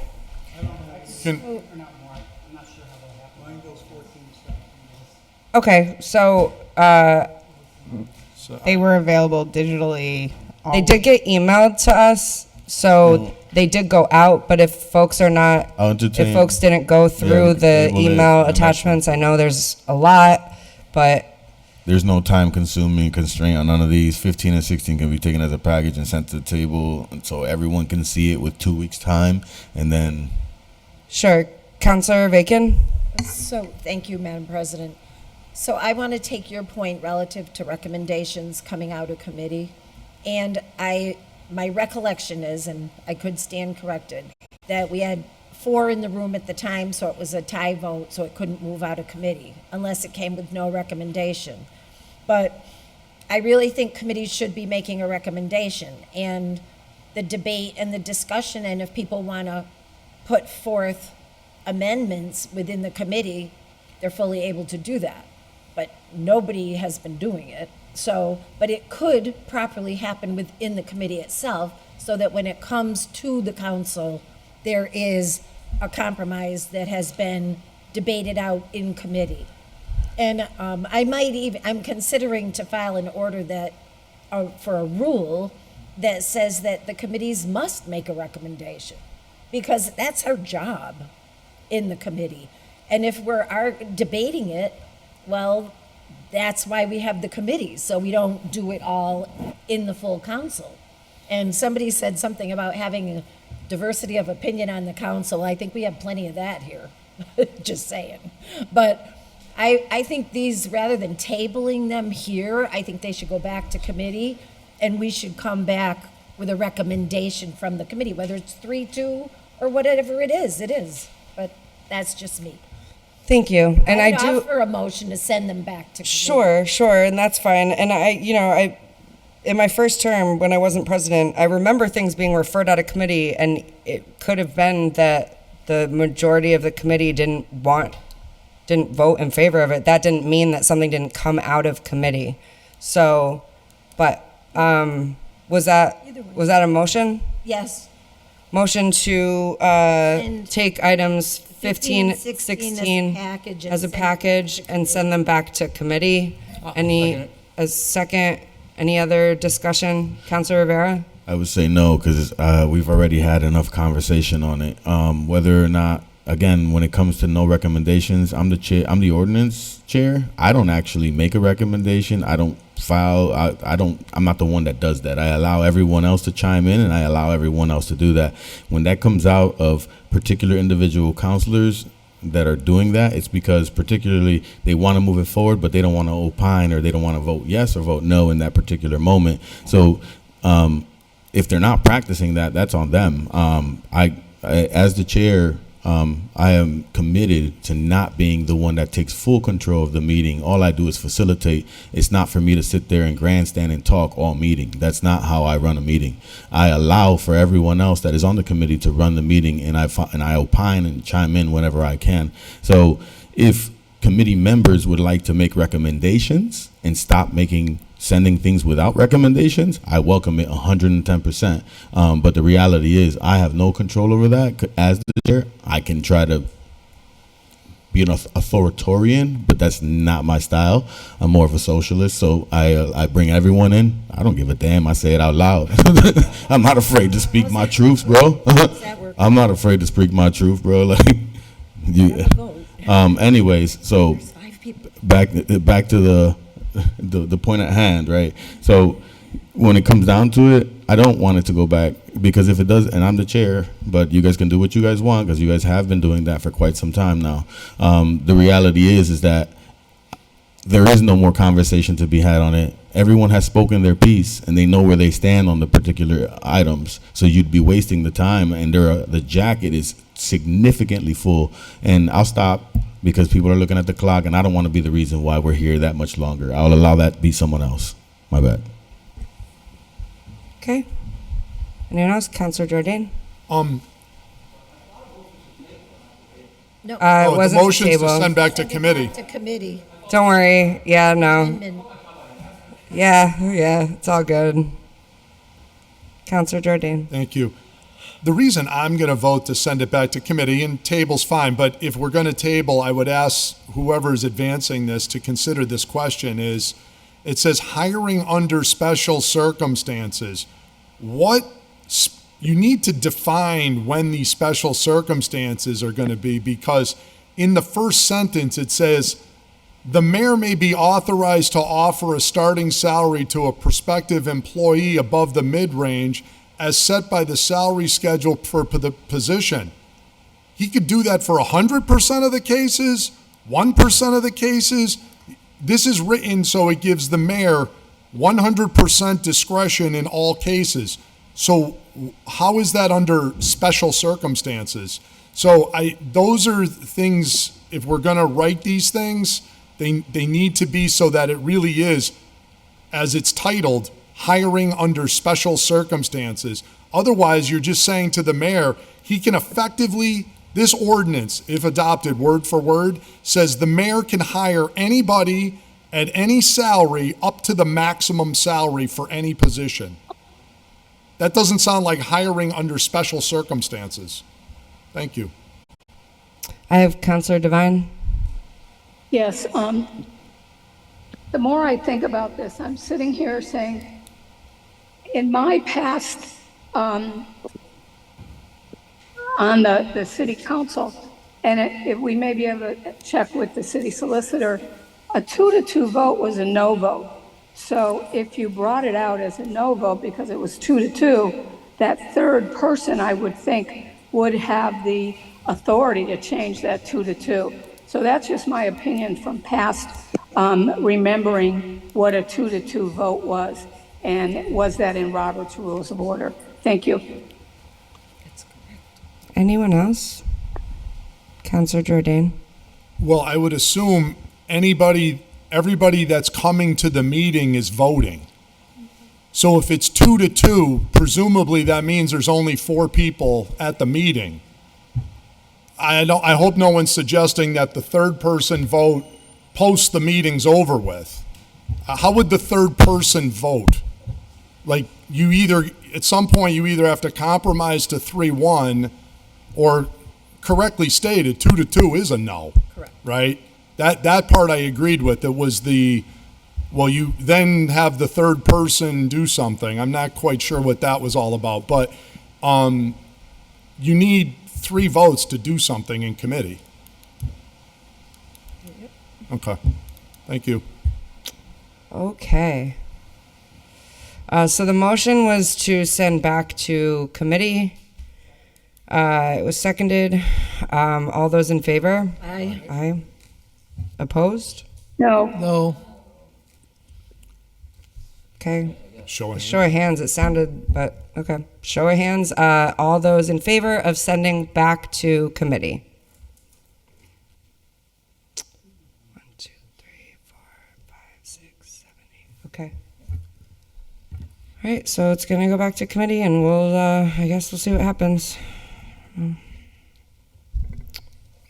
17 is the Committee on Ordinance, to whom was referred an order that the residency requirement for the CPO purchasing director be removed. Recommend that the order through a waiver option be adopted. Councilor Rivera? So this is for our right now acting or interim purchasing director, I believe, and the idea is was for the HR director came forward and presented the idea of changing the residency requirements for the particular position. We had debate and we had some conversation. I think her particular case was more or less that it's difficult to find people that are qualified and want to move to Holyoke so abruptly or so quickly for the rate of pay technically that we're putting out there, and at the same time the cost of living has significantly risen. So people that are already settled into a home with a specific interest rate that they probably got 10 to 15 years ago, depending on when they bought their home, would mean that they would be not only coming over to Holyoke just selling their home, but they would also like uplifting and changing everything, but it would also change their financial status with regards to the day-to-day and their tax brackets and their interest rate for their particular home. So our current purchasing director, my understanding that she doesn't currently reside in the city, so we were trying to find a happy medium so that we can make sure that our current purchasing director doesn't remain the interim director. So the happy medium we found, thanks to Solicitor Bissonette, was we could set up a waiver for this particular individual so that she can serve, but it would only serve for this particular individual, and then once they resign or retire from the position, the residency requirement will go back into effect, and it would be a whole new conversation. I think for now, the committee wasn't too warm to just full blown lifting the residency requirement. So we love the work. Let me rephrase. We love the work the current acting purchasing director is doing, and we don't want to lose her. So we found the happy medium, which is offering her the potential waiver. And if there's any questions, feel free to ask me. I can expand more and possibly ask the Solicitor Bissonette if he's online too as well. Okay, thank you, Councilor. Councilor Bacon? Thank you. And then did you? So in this circumstance, I'd like to point out a happy occurrence that the committee did compromise, because We there were love to two see it. strongly held positions, and then we did ask for some input relative to being able to compromise. And there's also a unique situation with this employee. This employee was already an employee of the city and was in a position that did not require residency. And the current position that the employee is in was the result of a promotion. So it was a unique situation and not just somebody coming in the door for the position. And I think that made the committee warmer to a compromise relative to this recommendation, which I will be supporting. Thank you. Thank you, Councilor Jordan. Yeah, just a technical amendment. Could we change of the full council, the words "the full," to say of all the members of the city council? That's one of our takeaways. On the from- language? Yeah. I'll second that. Is Only that a be- motion? Yes. Okay, that was a motion to make an amendment Yeah, so basically it's going to have the de facto same, but one of the things that we've learned from our charter review is that we're very precise in our wording when we're talking about vote requirements. And to say the full council, which is what I believe we mean, is all 13 members, a 2/3 vote, so that means it'll be 9 votes would approve the waiver. One of our takeaways is that we got to be consistent with our wording, is to just say 2/3 vote of all the members of the city council. So versus just saying the full council, it's more descriptive, and we've kind of, one of our takeaways has been, we're getting a little more precise with our wording. Okay, thank you. That's all. Thank you. Okay, I have, so that was a motion that was made and seconded. Councilor Rivera. I would like to make an amendment to the amendment for it to say all members voting and present versus just all members. So, okay, this is going to Just to add voting and present at the end of all sure. members to clarify. So that See, way we're I clear. thought on we had concerns. all gotten to a compromise, but There- it appears we have not. You spoke too soon. I got excited. One person can't dictate everything. Come on. Oh, but my friend. Okay, so now I've got a couple amendments here. Well, I didn't hear a second for that. Okay. There was a motion. I heard it. I thought Coco seconded, so I just didn't hear it, that's all. it's okay. I have a sinus infection this year, so I can't hear anything on this side anyway. I'll second that. Well, all right, that's fine. Okay, so we'll work our way first. I see how this is gonna go. Okay, so the amendment was to the amendment to the amendment. Okay. So, the amendment to the amendment is that it's all those members present and voting. That's what he said. Okay. Any other discussion? We'll vote on that first, and then if we need to, we'll vote on something else. Yep. Okay. But we still gotta do the first reading, right? Well, we still have one. We'll see if this gets amended or not before we know what we're voting Okay. on. Yeah. Okay. So we'll do that one first, right? The amendment. We're only voting on the amendment of the amendment. Okay. Okay. Sorry. It's late. All those in favor of the amendment to the amendment? Aye. Those opposed? No. I'm going to need to see. I just want to make sure. I don't want anyone to call shots on me. So if you are in favor of the amendment to the amendment, raise your hand. Aye. 1, 2, 3, 4, 5. Okay. Now we do. So that main fails. amendment. So that fails. Gotta announce the vote. So, So now, then on the thank you. original one, which just says All the members. right, changes the full to all the members of the city of the council. Okay. So on that motion, all those in favor, Aye. raise your hands. We'll just do it now. 1, 2, 3, 4, 5, 6.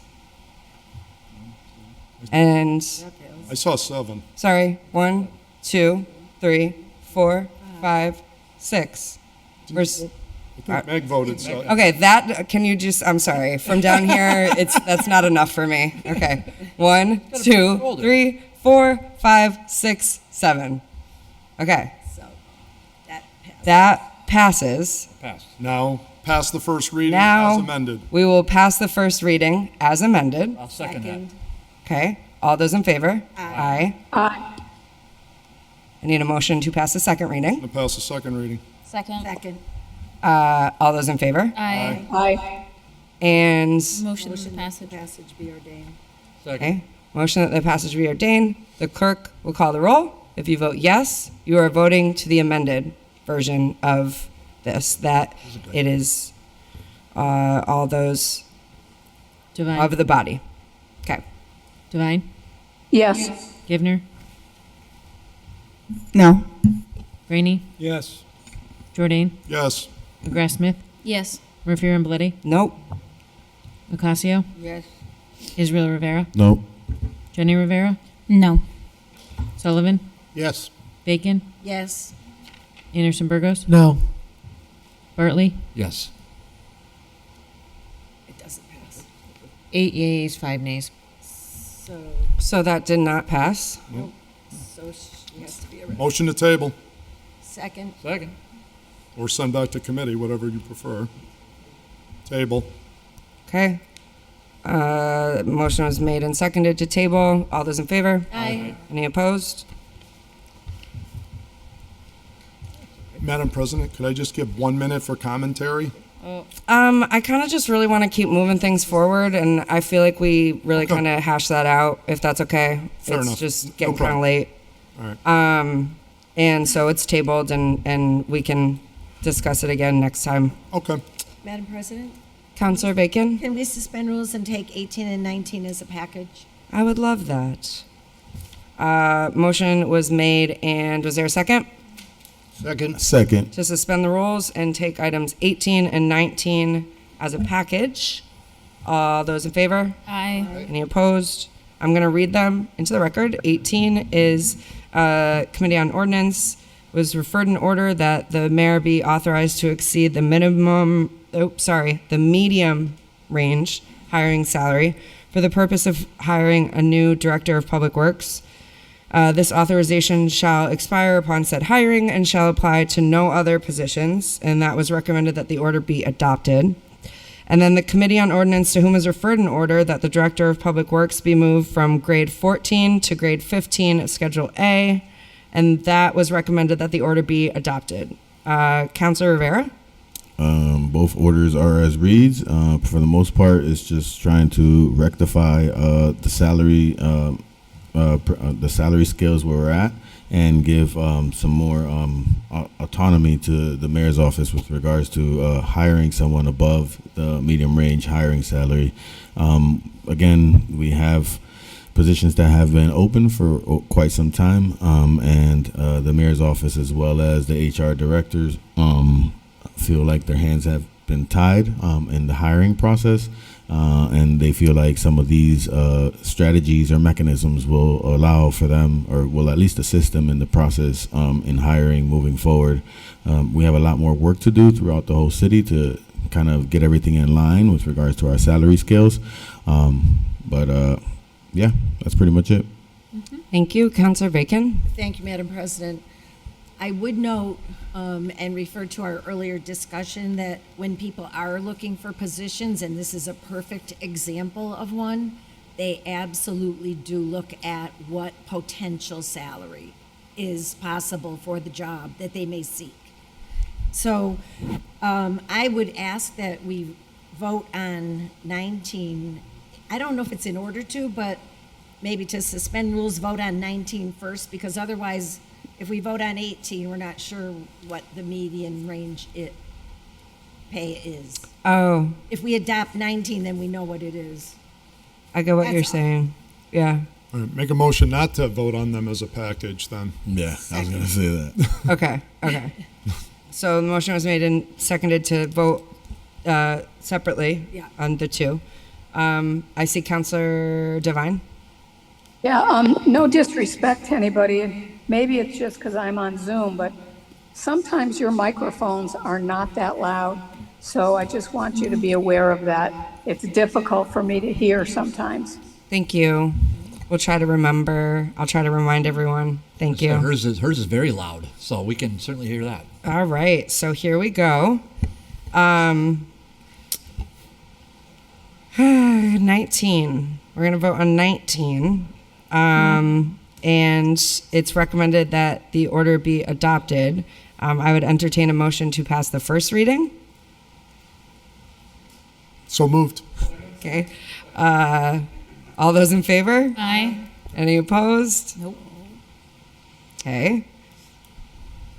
Is the chair going to give? Are you going to, What? do you want to do a motion to pass the second What was that? reading? Oh, my bad. Nah, I thought that was it. I didn't know I was still in the meeting. My bad. It just feels Dude, like. come on, I'm trying here. I know, too, but it man. feels like I'm not it feels having like fun up here. it feels like more like it's like being dictated in a particular direction by a particular crowd. So it makes no sense for me to speak though. Like it gets to a point where like I present or whatever I say, it's either gets undone or it gets disrespected in a sense where like I'm being, how do you say it? The things that are being put out in committee are being attacked as fraudulent or unethical or whatever it is. Like someone's trying to connive or sneak something out.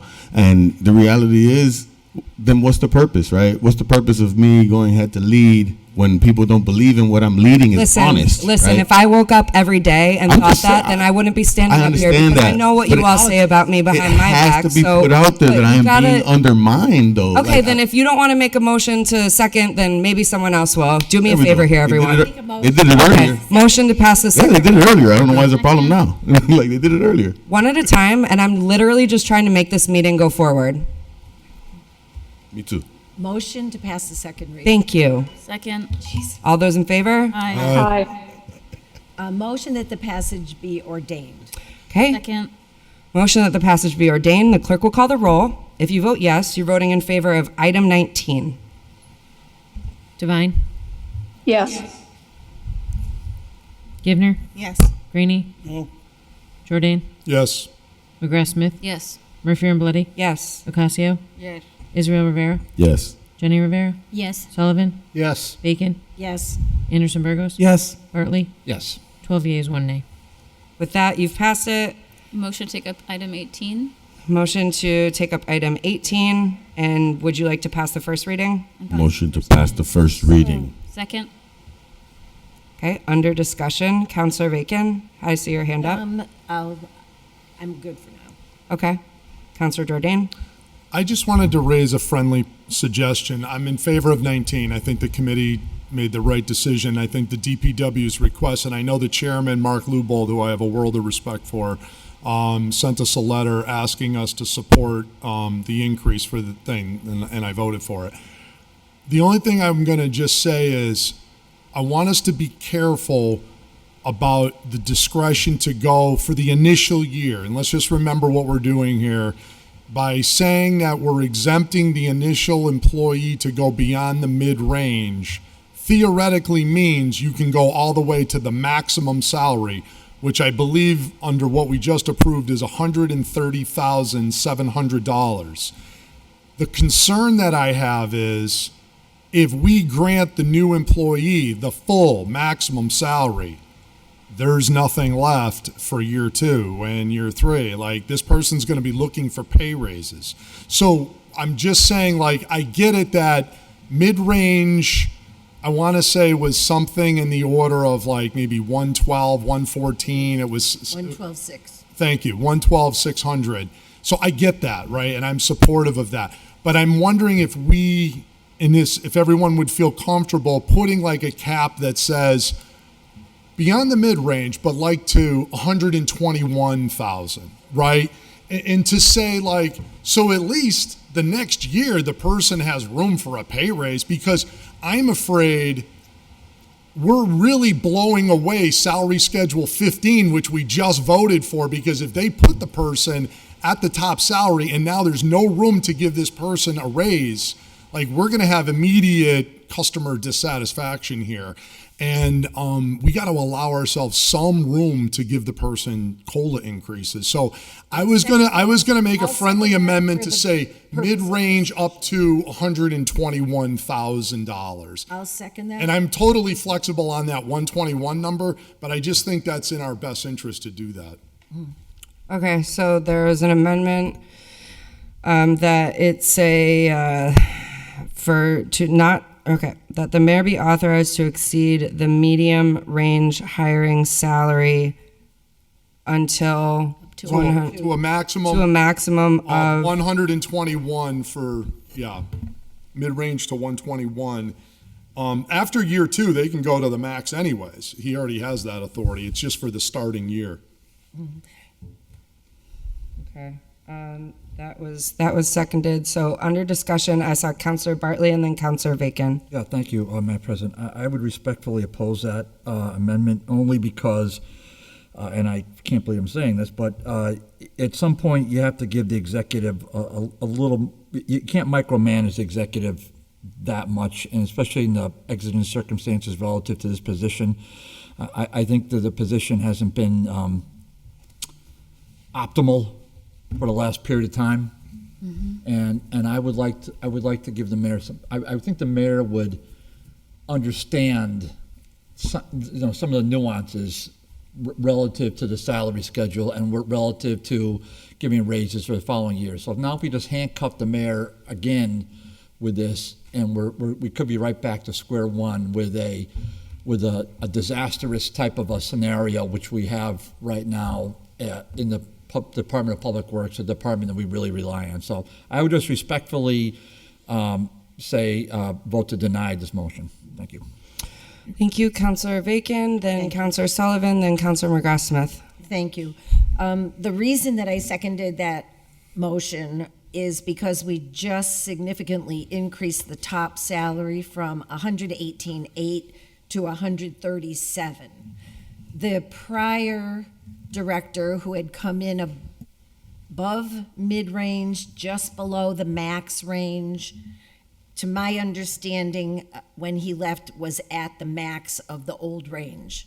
So if we loosen up the median, and I think the word we're looking for there is median, if we loosen it up to 121, we're still fairly significantly exceeding the pay of the prior director, which we were able to hire with engineer credentials and experiential credentials it was around 116 and up to 118. So I don't think we're hamstringing the mayor. If we couldn't run an ad that showed the range going up to 130, I would say yes. If we were working with the old range and we said, we'll expand the end up, then I would say yeah. But this is a good, well, it's a lot better range than the one that was just there. So I think it's a reasonable thing to do. Thank you. Thank you. I have Councilor Sullivan next. Yeah, second Councilor Bartley's opposition on this for two reasons. Number one, we currently have an engineer at 121 that would still be less than a person working for the person that's in there. Also, in advertising, if somebody does take it at 130, if the mayor did have to go to the max, if the person was dissatisfied and couldn't get a COLA increase, they knew damn well when they took the job that they were capped in the first place. So as far as their dissatisfaction, I don't know what to say about that. They knew, like I said, damn well when they took the job. So. Thank you. Councilor McGrath-Smith and then Councilor Bacon. Thank you. I agree with several of the comments that have been made around allowing the executive the ability to figure out how to get this corrected. This has been a disaster of a position ever since I was on council, 8 months without an engineer at all, without a DPW director at all. And then interim, our current interim DPW director, Mary Monahan, our amazing chair of Board of Public Works, has indicated that she is stepping down at the end of September. We have to figure this out now. And we need to give the mayor every flexibility in order to get the right person in this role. We have to attract the right candidate. I would encourage everyone to allow the mayor this flexibility in this instance. I think it is absolutely wise to do so. Okay, I have Councilor Bacon and then Councilor Jardine. I'll be brief. I can accept the argument around the flexibility, but not the argument that somebody else is making more money than that person would make, because there can be a very senior, experienced engineer that should be making more money because they've got their time in and they're at the top of their scale. And there could be a less experienced director coming in, and there's not a conflict there. So in terms of just that particular argument, if the body wants the mayor to have the full flexibility, then the vote will go that way. But I just don't accept the argument that a person that was working somewhere for 20 years couldn't make more money than a new hire. So, just because they're their boss, that doesn't cut it. Anyway, thank you. Councilor Jordan? Yeah, I'll retract the amendment. However, I'm glad we just had this discussion, because when this person, if they're offered the maximum salary and there is no room, and then we're just going to say, oh, well, I guess they'll just be dissatisfied. That doesn't really work around here. I see how this is. Basically, the dynamic in this current government is, all I tell everybody is, I'm going to leave, okay? I'm going to leave unless you give me more money. And everybody around here is tripping over themselves to run into city council and change all these ordinances. Ergo, why we're here. This isn't the first movie we've gone through with this position. We went to 118, now we're going to 131,000. And my point is, it's insatiable, right? Because now you're going to give them 131, and then they're going to turn around and say, I'll leave after 1 year. This person, now you're going to get them on board. They're going to be managing. You're setting up us for a failure here, is the way I see it from a management perspective. Because if you have no room in Schedule 15 that we just approved 5 minutes ago, then where are we? We're running off the table. We're running off the chart. We're going to have to go 16, 17. I mean, at what point does it get to we just pay whatever anybody wants and we'll just say I'll leave? So I don't think this is creating inflexibility. I think it's creating realism, that there at some point there is a maximum that this city can afford to pay this position, right? So I'm just saying is, I just hope if this is what we're saying now, it's 131 is the pay, and that's the cap. Okay, fine. You know, if we get somebody phenomenal and they'll take the 131 and they never get a raise, great. But we'll see if that plays out that way. My experience in management, and I've led some pretty big organizations, that is not generally the case. So, you know, hey, we'll see how it goes. I've seen this movie before in other positions where we went to the max salary, and then I get requests when my prior incarnation on the council coming in looking for all these salary adjustments. And we were reticent to say at some point, that's what the position pays. As long as we're saying that 130 whatever is the salary, that's fine. But we'll see how it goes. So I'll withdraw my amendment. I hope it plays out as smoothly as suggested. Thank you. Okay, so then we're gonna go with the original order. And I can't even remember. Do we do the first motion reading? Motion to pass the second reading? Do we do the second? Or are we just second still reading. on the first reading? We're on the second reading now. So let's vote on the first reading first. So Okay. the motion to pass the first reading, all those in favor? Aye. Any opposed? Okay. Motion to pass the second reading. Second. Motion to pass the second reading, all those in favor? Aye. Motion that the passage be ordained. Second.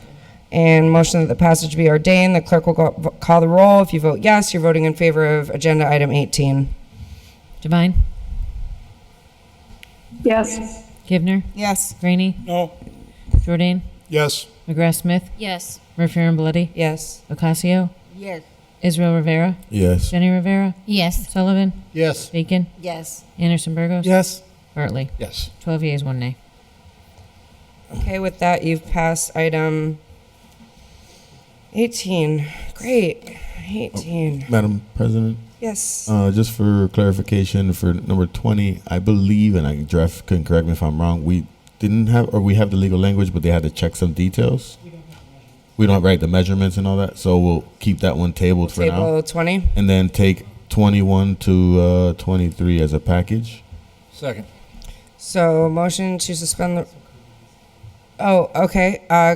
Councilor Ocasio? Okay, I need you to speak into the microphone, please. on this gentleman here that Jeffrey told me to look into, he's having a little problem because where they cannot put the handicap thing at, he doesn't want to put it in the house before because he's scared that they might retaliate with him. So he just said just to leave it alone, and I told him to come to the clerk's office and let them know also. He said just to leave it alone because he doesn't. Is this the one with the two driveways that are too close together to put the sign? Sure. Just so it's clear, the clarification. So the Disabilities Commission approved this. When I reached out to DPW for measurements, they said that they couldn't approve it in front of this particular house because a handicap spot has to have at least 18 feet, plus you need at least 5 feet on each side from the driveway, and there's not enough space in front of this particular house. So we reached out to Councilor Ocasio to see if the resident would be willing to reach out to their neighbors to have them ask if it could be in front of one of the other houses, but it sounds like they're reticent to ask their neighbors for that. Yeah, I told him to ask the neighbor, and he said that he's not gonna even bother asking because he's scared. So I told him, well, can go across the street and ask that neighbor, or just switch up, because the other one doesn't have a handicap. So to put it right in front of him, and he said no. So that's why should I we got give from it? him. Do you want to give Well, it it complied with? leave to withdraw, or Yeah. okay? I'll make a motion to give it leave to withdraw if he doesn't want to pursue it. Yeah, he doesn't want to pursue it. Okay. Councilor Rivera, is that a second? Yeah. Okay. So to give leave to withdraw, all those in favor? Aye. Aye. Any opposed? And then there was a motion to suspend the rules and take items 21 through 23 as a package. Second. They are all being given leave to withdraw, so I'll just briefly read them into the record. 21 is the Committee on Ordinance, to whom was referred an order that the city solicitor be given the authority to hire a paralegal above the mid-range. 22 is that the City of Holyoke establish Schedule A homeless and housing liaison position. And 23 is the Committee on Ordinance, to whom was referred an order that the police department be allowed to hire a crime analyst past the grade 10 mid-range. And all of these are recommended that the order be given leave to withdraw. So, Councilor Rivera, anything you want to add? Yeah, not necessarily, no. So motion receive the committee, adopt the committee report. The motion is to receive and adopt the committee report. Councilor Bacon, and then Councilor Jordan. I just want to quickly note under item 23 that our police chief was able to hire a crime analyst within the range. Thank you. On the motion. Okay, on the motion to give leave to withdraw, all those in favor? Aye. Any opposed? Okay, so that's 21, 22, 23. All right, moving on, just starting finance at 9:30. So let's see how we can do this. And I just want to remind everyone to try and be brief. 24 is the Committee on Finance, to whom is referred a communication from the fire chief, the ambulance transport services feasibility study, recommended that the order be referred to the full council for referral to Public Safety Committee. Councilor Devine? Yeah, we got this last week, I believe it was, so I'd make a motion to refer it to Public Safety. Second. Motion's been made and seconded to refer 24 to Public Safety. Is there any other discussion? Okay, all those in favor? Aye. Any opposed? All right, that you've sent that to committee. Item 25 is the Committee on Finance, to whom is referred an order that there be a transfer of $83,656 from part-time associate solicitor to part-time assistant solicitor. Recommended that the order be returned to the auditor. Councilor Devine? Yeah, I would make that recommendation that this order be returned to the auditor. Second. Okay, motion's been made and seconded. All those in favor? Aye. Aye. Any opposed? Okay. 26. Committee on, the Committee on Joint Committee of the City Council and Schools, to whom was referred an order that HPS add signage to the west side of Peck School stating the school's name. Recommended that the order has been complied with. Councilor Jordan? Yes, that the joint committee report be received and adopted. Second. Motion's been made and seconded that the committee report be adopted. Under discussion? Yeah, very briefly, the school department stated that this will happen and that the signage has been ordered and it will be put up as requested. Okay, anything else? All right, on the motion that the order has been complied with and adopt the committee report, all those in favor? Aye. Any opposed? Madam Chair, Councilor Greeny? can we take items 28 through, Well, we're 27. Or 27? 27 through 32, they're all complied with, 33. They've all been complied with, so. Okay. Is there a second? Yeah, second. All those in favor? Aye. Any opposed? I'll read them briefly. All of these have been complied with, and so 27, and they're all the Joint Committee of Schools and City Council. 27 was a communication from Councilor Jordan, the Budget Advisory Report. 28 was that we review with school leadership the final school budget for fiscal year 26 and final appropriations. 29 was that the committee from Superintendent Soto about Metcalf and the working group there. 30 is an order from DESI interim commissioner, HPS exit assurances. 31 is from DESI, final exit assurances, updated post-meeting. 32 is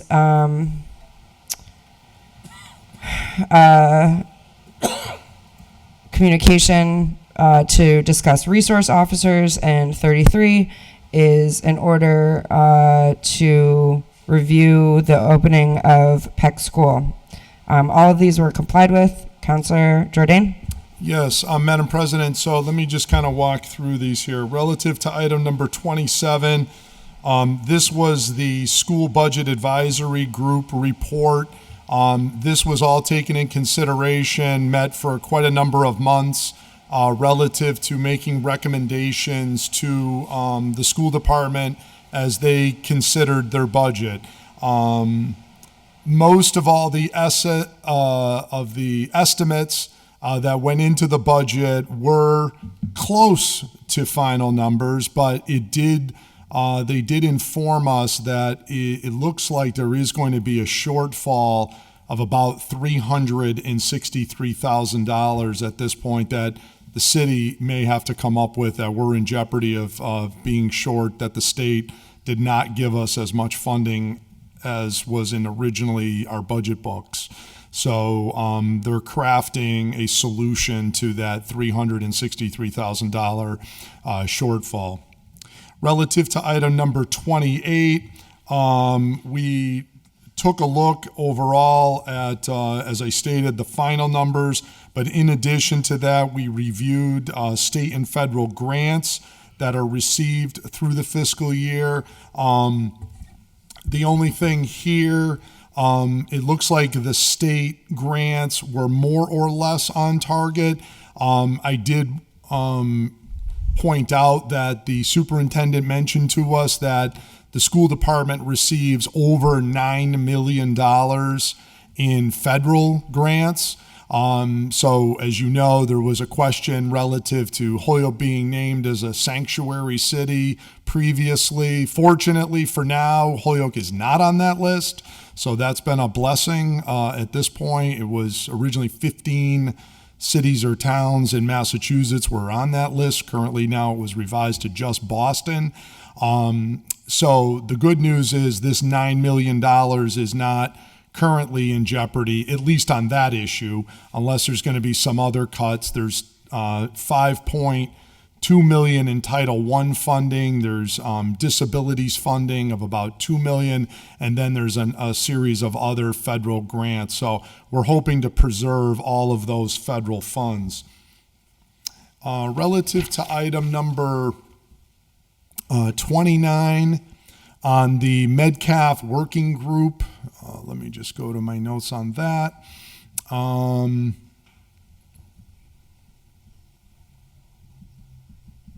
They did come to a final recommendation if you do review that, and it's my understanding that they've already put in a program there for there, and that is their program relative to helping students who were at risk and at sort of older age to continue to work to get their high school diploma.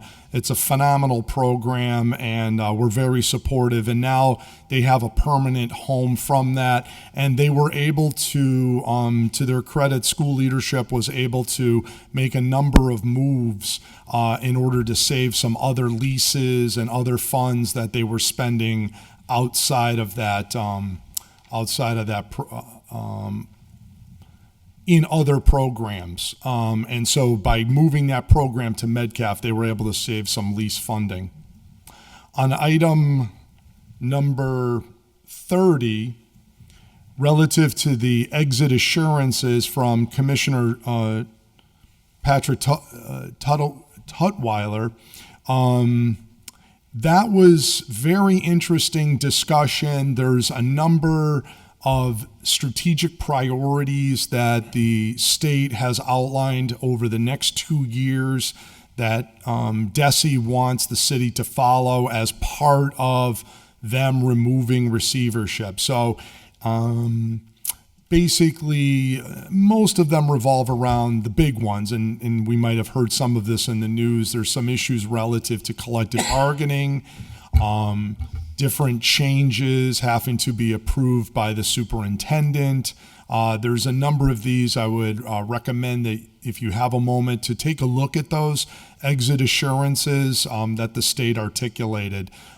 So not surprising, I guess the best way I could call it is you're sort of like on probation, if you will. You have to do these different things that they're giving us back the school district, but these certain ongoing requirements. Very important, and the school department feels that they have those well in hand to comply with all of those. The next item up is item number, and by the way, 30 and 31 cover that same topic, so I won't go further into 31. 32 is a communication from myself, and it's regarding resource officers for the new Peck Middle School.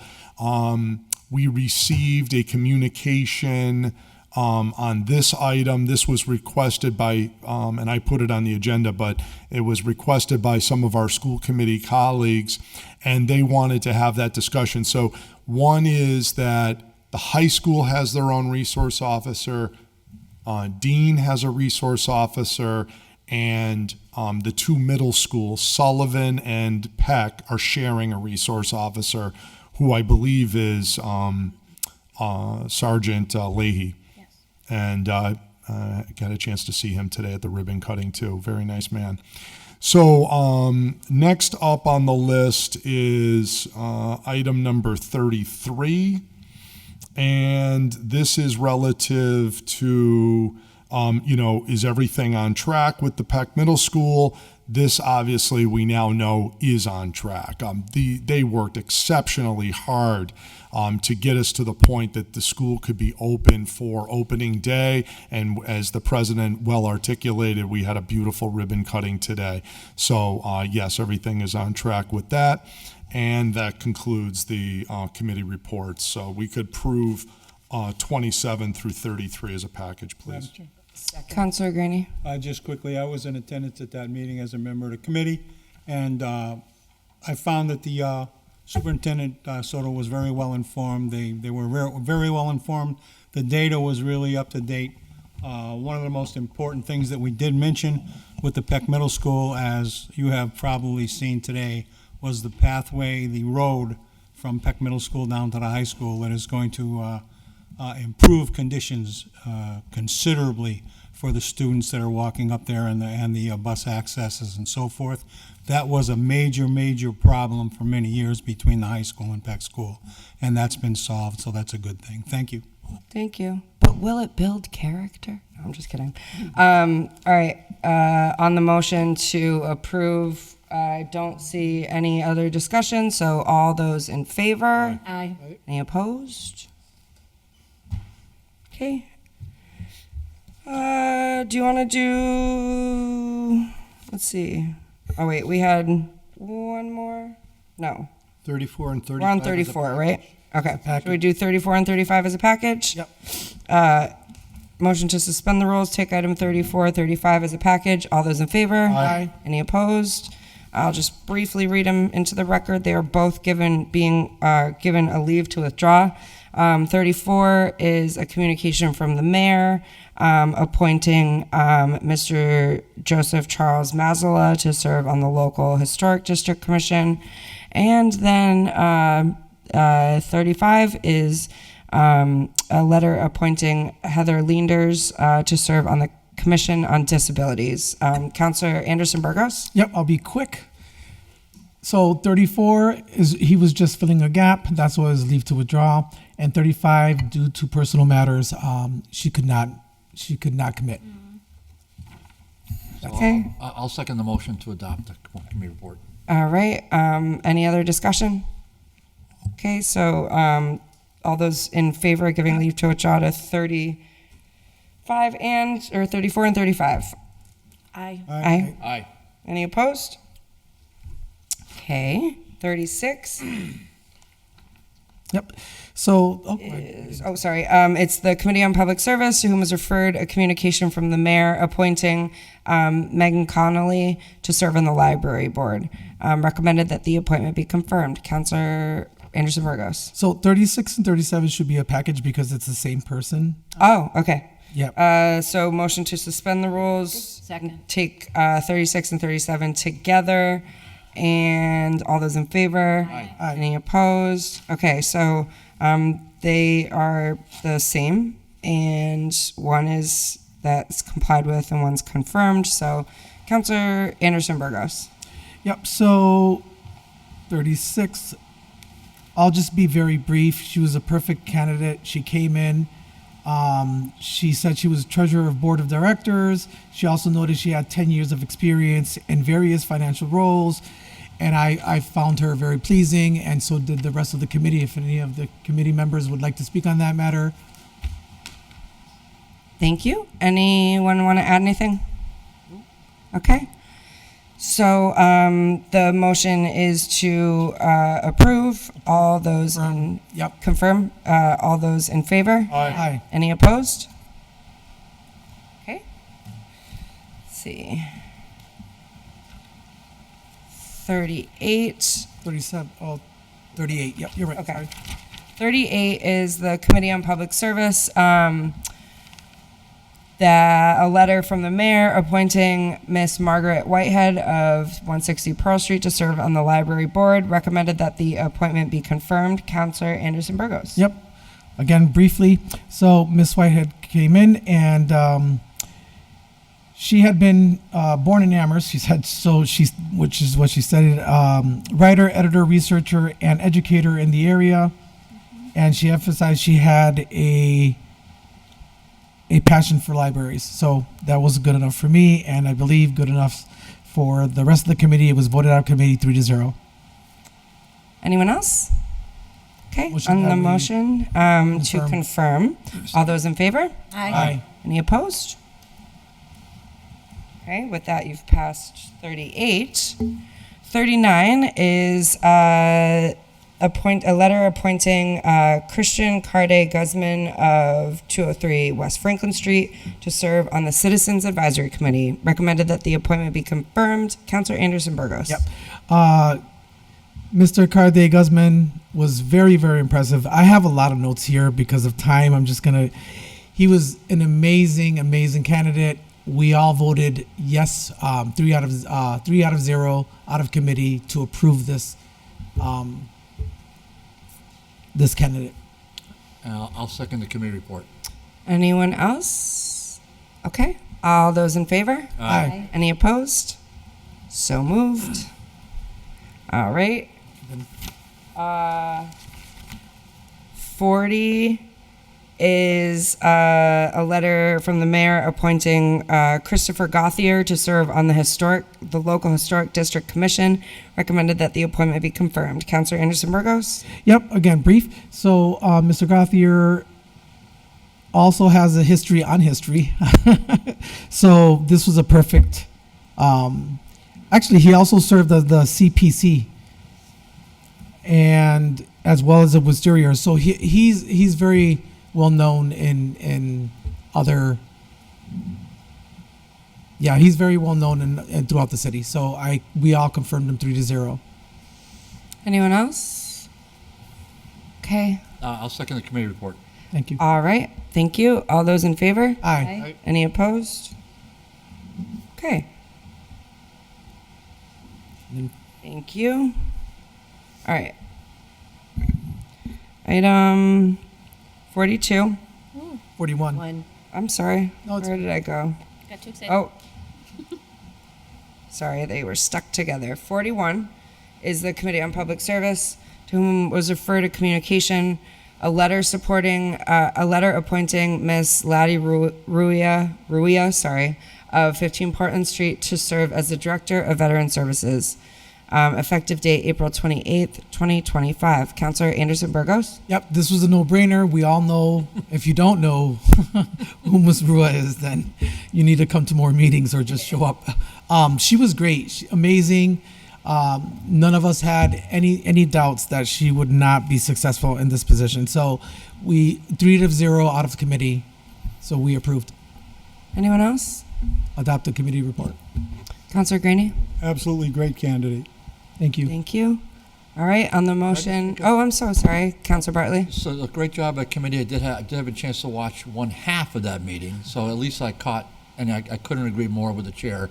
And just another brief comment that we want to thank the volunteers. Juan always does. Yeah. He always does. But we want to thank them because we can't run the government without them. Absolutely.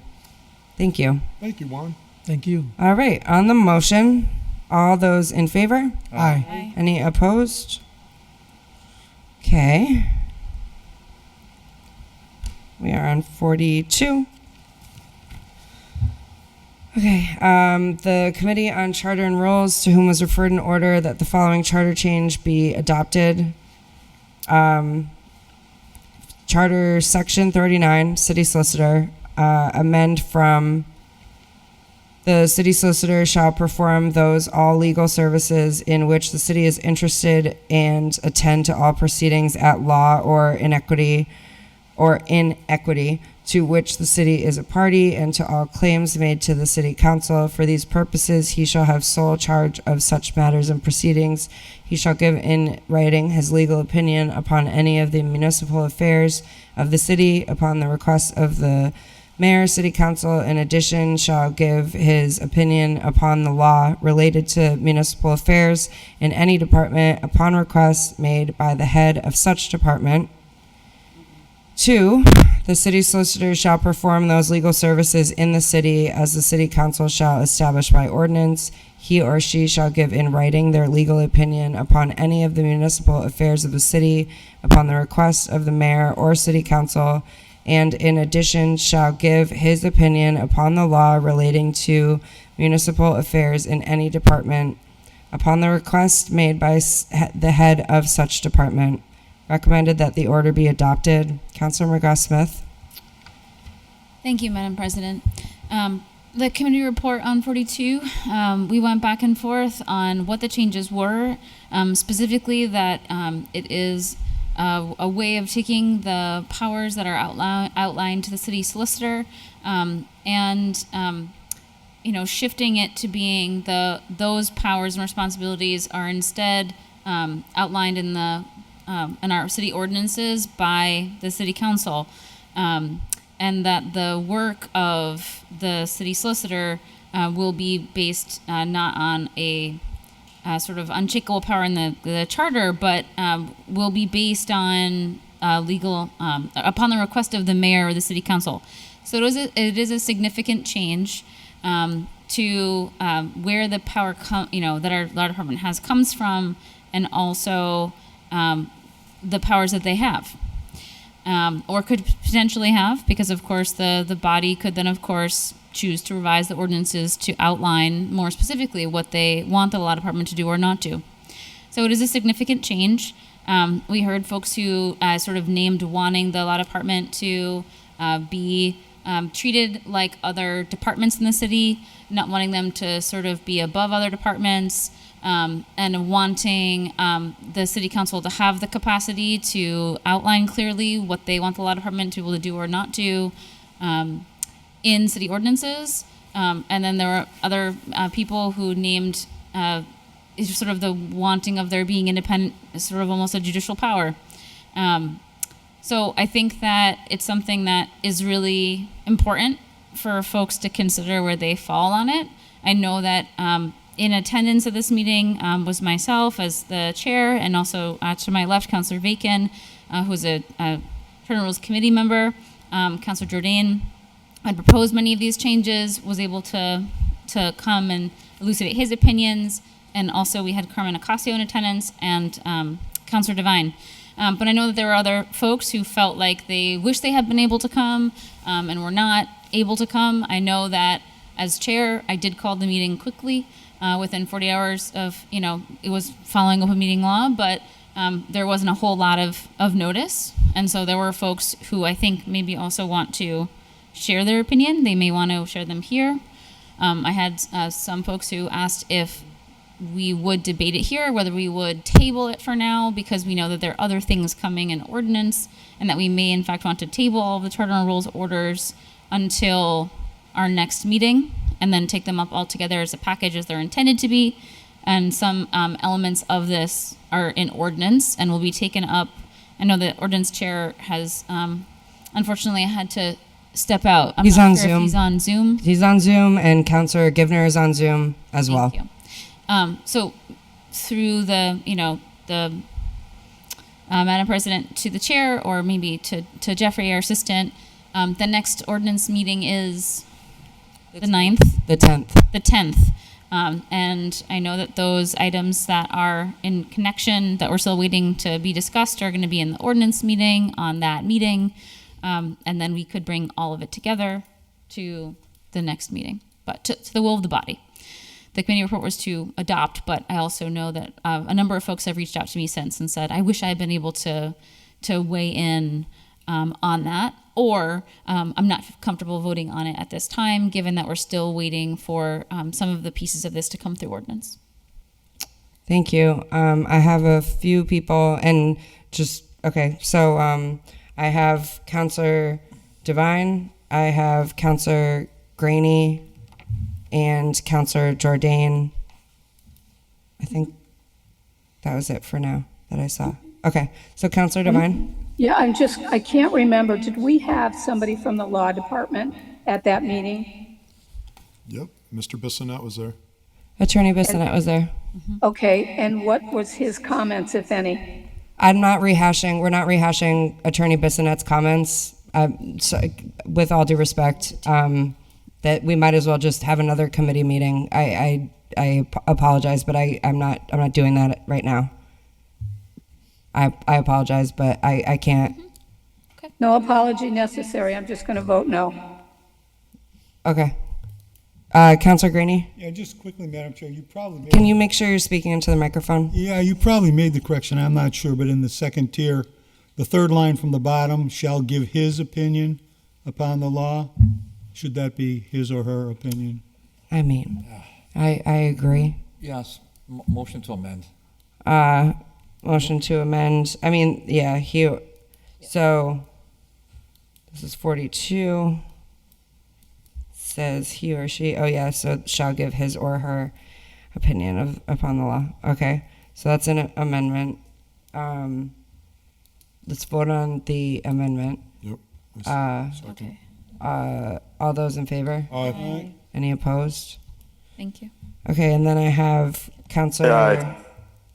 Thank you. I have Counselor Jordan. Yeah, I'll speak briefly because then I think I'm going to end up supporting the motion to table. And I do, one, appreciate the mayor reaching out to me today to let me know. He says he thinks people need more time. I do appreciate working closely with the mayor on the modernization package. He's been really, very, very good to work with, and I appreciate the mayor in that regard. So, and he feels not everybody feels comfortable just yet, so more time needed. No problem. On this particular one, I'll simply say what this change is about is to make the law department like all the other departments.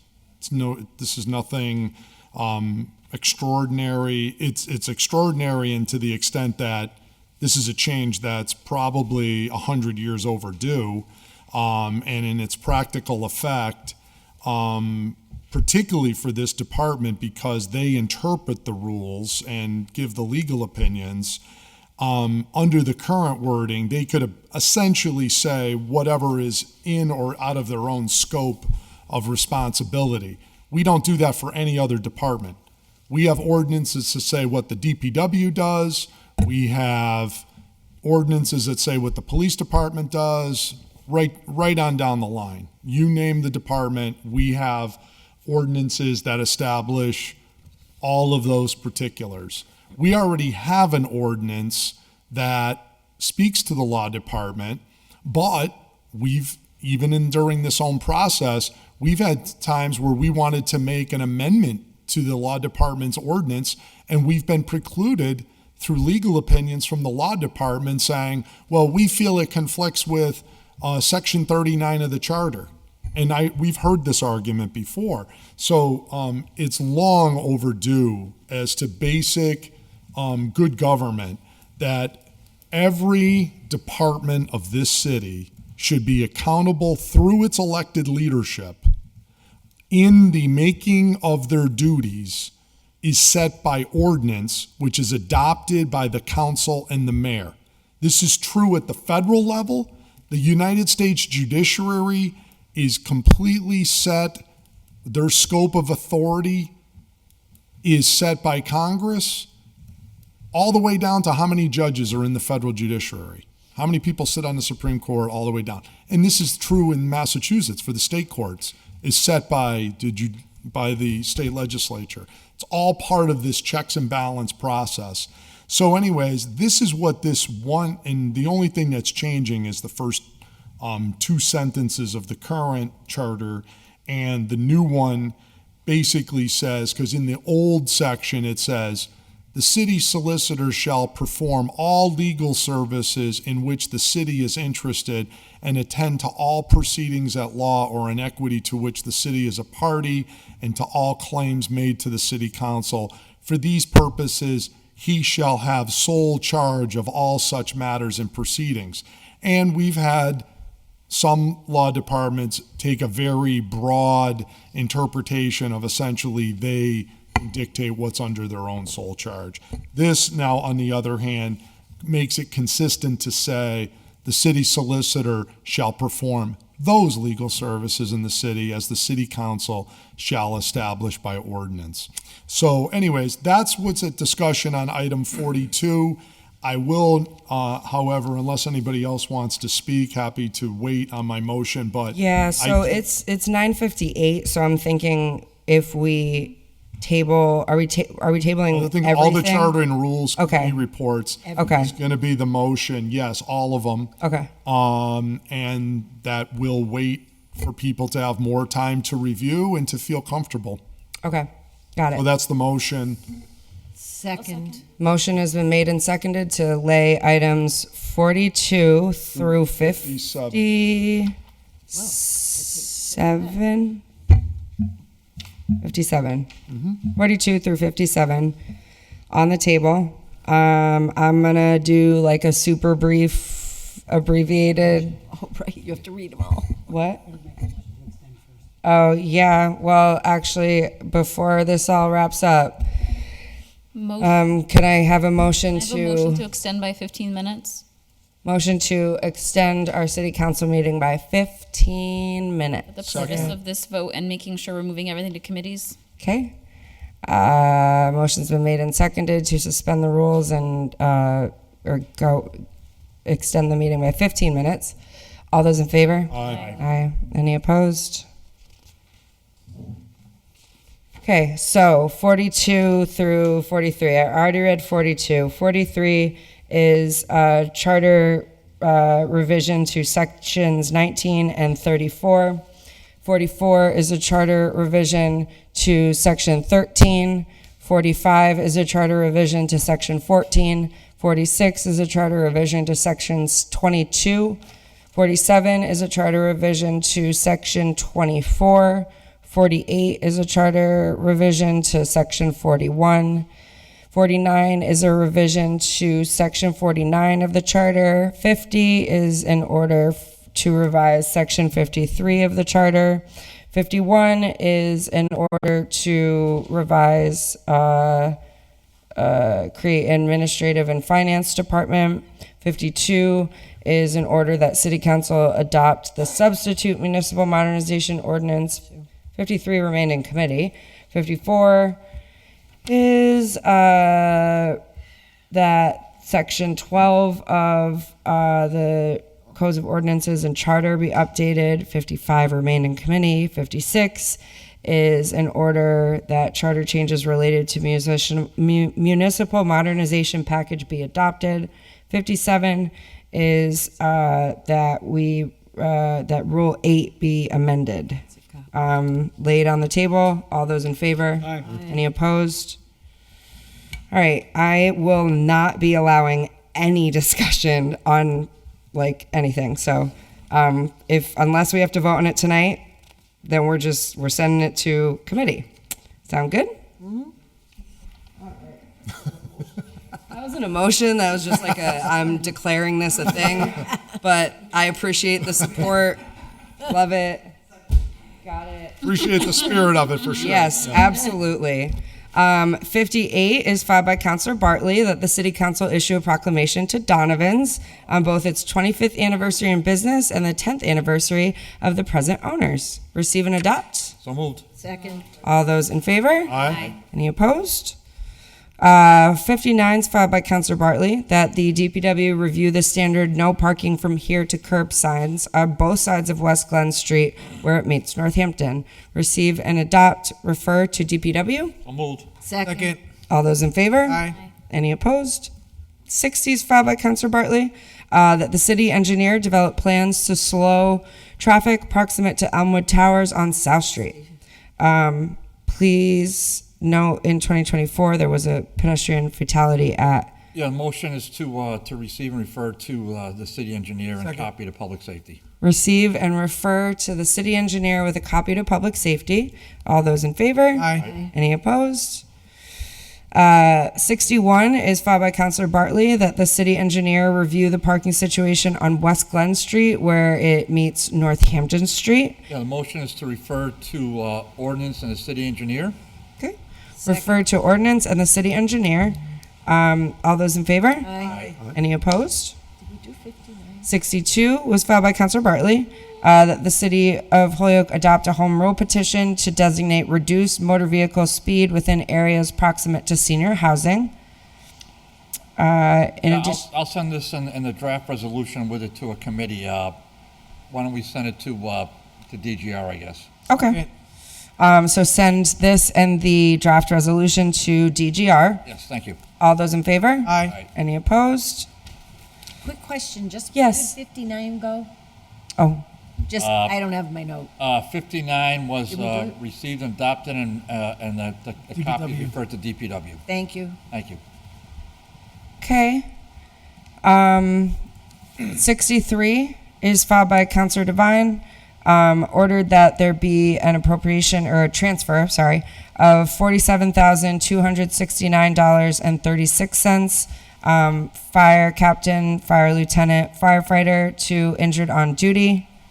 And Madam President, if we can pass that tonight? Is that the one that Joey Zerhide? But what's the one that? Hold on one second. What's the one Injured that on Councilor duty? Zerhide emailed us about? Yeah, of course. We always do. Oh, the late files? Just kidding. Okay. Right? Okay. Never mind. I'm sorry. I'm losing it. Yeah. Okay. So the motion, I apologize. The motion is to pass are you making a motion to suspend the rules pass and? it tonight. Okay. We usually do that with injured on duty. I understand. I just need a motion to pass the first reading. Yep. Motion to pass the first reading. All right. Motion's been made and seconded to pass the first reading. All those in favor? Aye. Aye. Motion to pass the second reading. Second. Motion to pass the second reading. Do you have anything you want? Anything else? Any discussion? I couldn't think of the word. Okay. So that was a motion to pass the second reading. The clerk will call the roll. I'm losing it. Devine? Yes. Givner? Yes. Greeny? Yes. Jordan? Yes. McGrath Smith? Yes. Raffiero and Belletti? Yeah. Ocasio?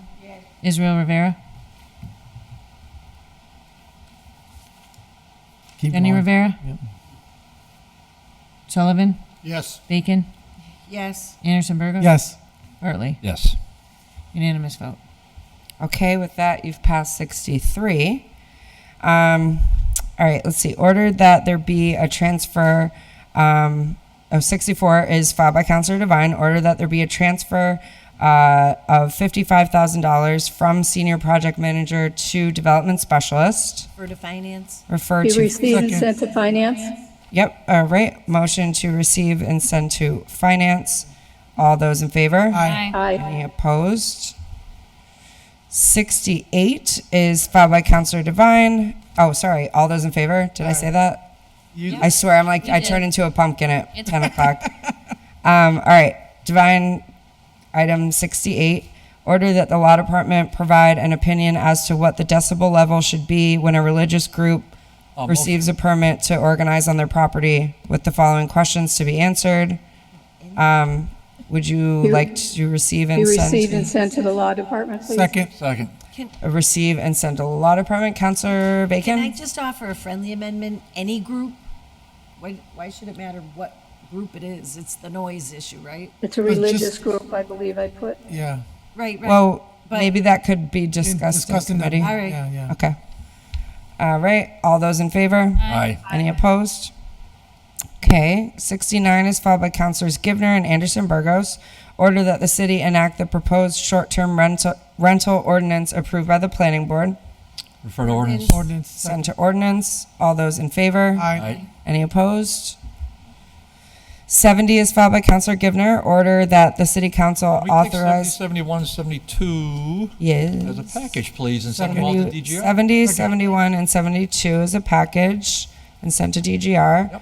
I'll just read them briefly.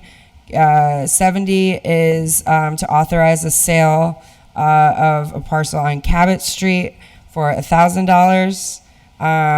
71 is special tax assessment and certified project application resolution for AM Lithography Corporation. And 72 is filed by Councilor Givner as well. And this is that we authorize the sale of 106 Pine Street. And those are being recommended to send to DGR. All those in favor? Aye. Any opposed? Okay. 73 is filed by Councilor McGrath Smith. Ordered that Old Bassett Road be paved by the city of Holyoke. Send Send to to public safety. public with a safety copy to the city engineer. with a copy to the city engineer. All those in favor? Aye. Any opposed? 74 is McGrath Smith. Order that the city engineer and DPW report on the frequent flooding on Longfellow as to its severity and planned improvements to prevent future flooding. Same public safety copy to city engineer. Public safety with a copy to city engineer. All those in favor? Aye. Any opposed? Ordered 75 is from Councilor McGrath-Smith, that the city engineer report on possible improvements at the entrance to Woodmar Glen in order to safeguard life and property. Send to Public safety, copy of city engineer. Public Safety with a copy to city engineer. All those in favor? Aye. Any opposed? 76 is filed by Councilor McGrath-Smith. Order that the DPW remove the handicap sign at 71 Waldo Street. It's no longer needed. Ordinance. Sent to ordinance. Does it have to go to ordinance? I don't think it has to go to Or does ordinance. We have to Does take it? it out of the Megan. book. Okay, so It it's doesn't have to go to disabilities. Okay, so okay, just to ordinance. Okay. Thank you. All those in favor? Aye. Any opposed? 77 is filed by Councilor McGrath-Smith. Ordered that West Cherry be paved by the city of Holyoke. Public safety, copy to city engineer. Public Safety with a copy to the city engineer. All those in favor? Aye. Any opposed? Same with 78. Okay. Actually, 78 I think has to go to public safety because acceptance in our rules goes through public safety. Okay, so 78 is filed by Councilor McGrath-Smith. Ordered that Cedar Hill Road be accepted as a public road. Order, if it can't be accepted, ordered that it be paved by the city of Holyoke. So send to Ordinance. So it has to go, you have to get a petition by the property owners. Mm-hmm. And then it has to go to the Board of Public Works. Did we also do it in ordinance? I can't remember for Lynn Ann and Richard Eager. It I know also the says petition is first. It also says in our rules, however, which is will come up to internal rules in October, that any adoption of a public way has to go through public safety, which I haven't seen happen, but it is technically in our rules. It did go to safety, then it came back. I mean, it was a long, convoluted process. DPW has to do a public hearing on it too. So apparently we're sending it everywhere. Like I just heard 8 different bodies that have to look at that. The petition is what gets it started. That's, Yeah. Yeah, it's Not coming. the order. The Right. petition. Does the Board of Public Works have to hold a hearing too? They do, we don't. Where does it Okay. get sent first? Folks, help me out who have done this before. Because I just heard filed 5 a options. petition. Yeah. It went to public safety. Public safety sent it back to council, then it went, and it also went to the Board of Public Works. So public That's safety. it, Comes right? back to city council. So public safety Right. first. It needs a petition still though. First. Okay. You can send it. Yes. For now. And Send can it to we, committee and then wait for the petition. That makes sense. I mean, Public safety, the Public petition is- safety. the petition is coming, but sure. Right. safety, I guess. And We'll also, refer it can you to- please add Patty Devine's name to that order? Sure. All right, so we're sending this to Public Safety. All those in favor? Aye. Any opposed? 79 is filed by myself. Order that the position of combined treasurer tax collector is created by ordinance and added to Schedule A, grade 14, sent to ordinance. Ordinance. All those in favor? Aye. Any opposed? 80 is filed by myself. Order that the city council issue a proclamation to Susan Turcott Moriarty for being recognized as a distinguished bar advocate by the Hampden County Bar Association. Can I be added? Receive and Oh, adopt. that's nice. Sure. Receive and adopt. So moved. All right, all those in favor? Aye. Any opposed? Thank you, so moved. I got it, thank you. 81 is filed by Councilor Vacan, ordered that a portable speed feedback sign be installed on Homestead Ave. Send to, Receive, adopt, DPW. and send to the HPD, please. Second. Oh. receive, adopt, and send to HPD. All those in favor? Aye. Any opposed? 82 is filed by Councilor Vacan, that DPW engineer evaluate Lower Charles Hill Road. Send to, Receive, adopt, and send to DBW and the engineer. receive, adopt, send to DPW and the engineer. All those in favor? Aye. Aye. Any opposed? 83 is Councilor Vacan, that a salary range be established for the treasurer position as the appointment of the position rather than elected was approved by voters. Ordinance. Sent to ordinance. All those in favor? Aye. Any opposed? And 84 is a communication from the mayor about the Holyoke Municipal Finance Modernization Bill. Received. Receive. Ordinance. Receive, send to ordinance. I don't know if we anticipate anymore. What was that? What? I think we can just receive it. Whatever you guys want. Okay, motion received, whatever. Motion to receive. All those in favor? Aye. Any opposed? 85 is from the Conservation Commission. No, wait. Motion I can't really tell what this is. From This is the DCR. 61A notice. Oh, sorry. Sent to DGR, please. Well, so, if I may. Yep, Councilor Bacon. I'm just surprised we're getting this now, but it must have been in the loop.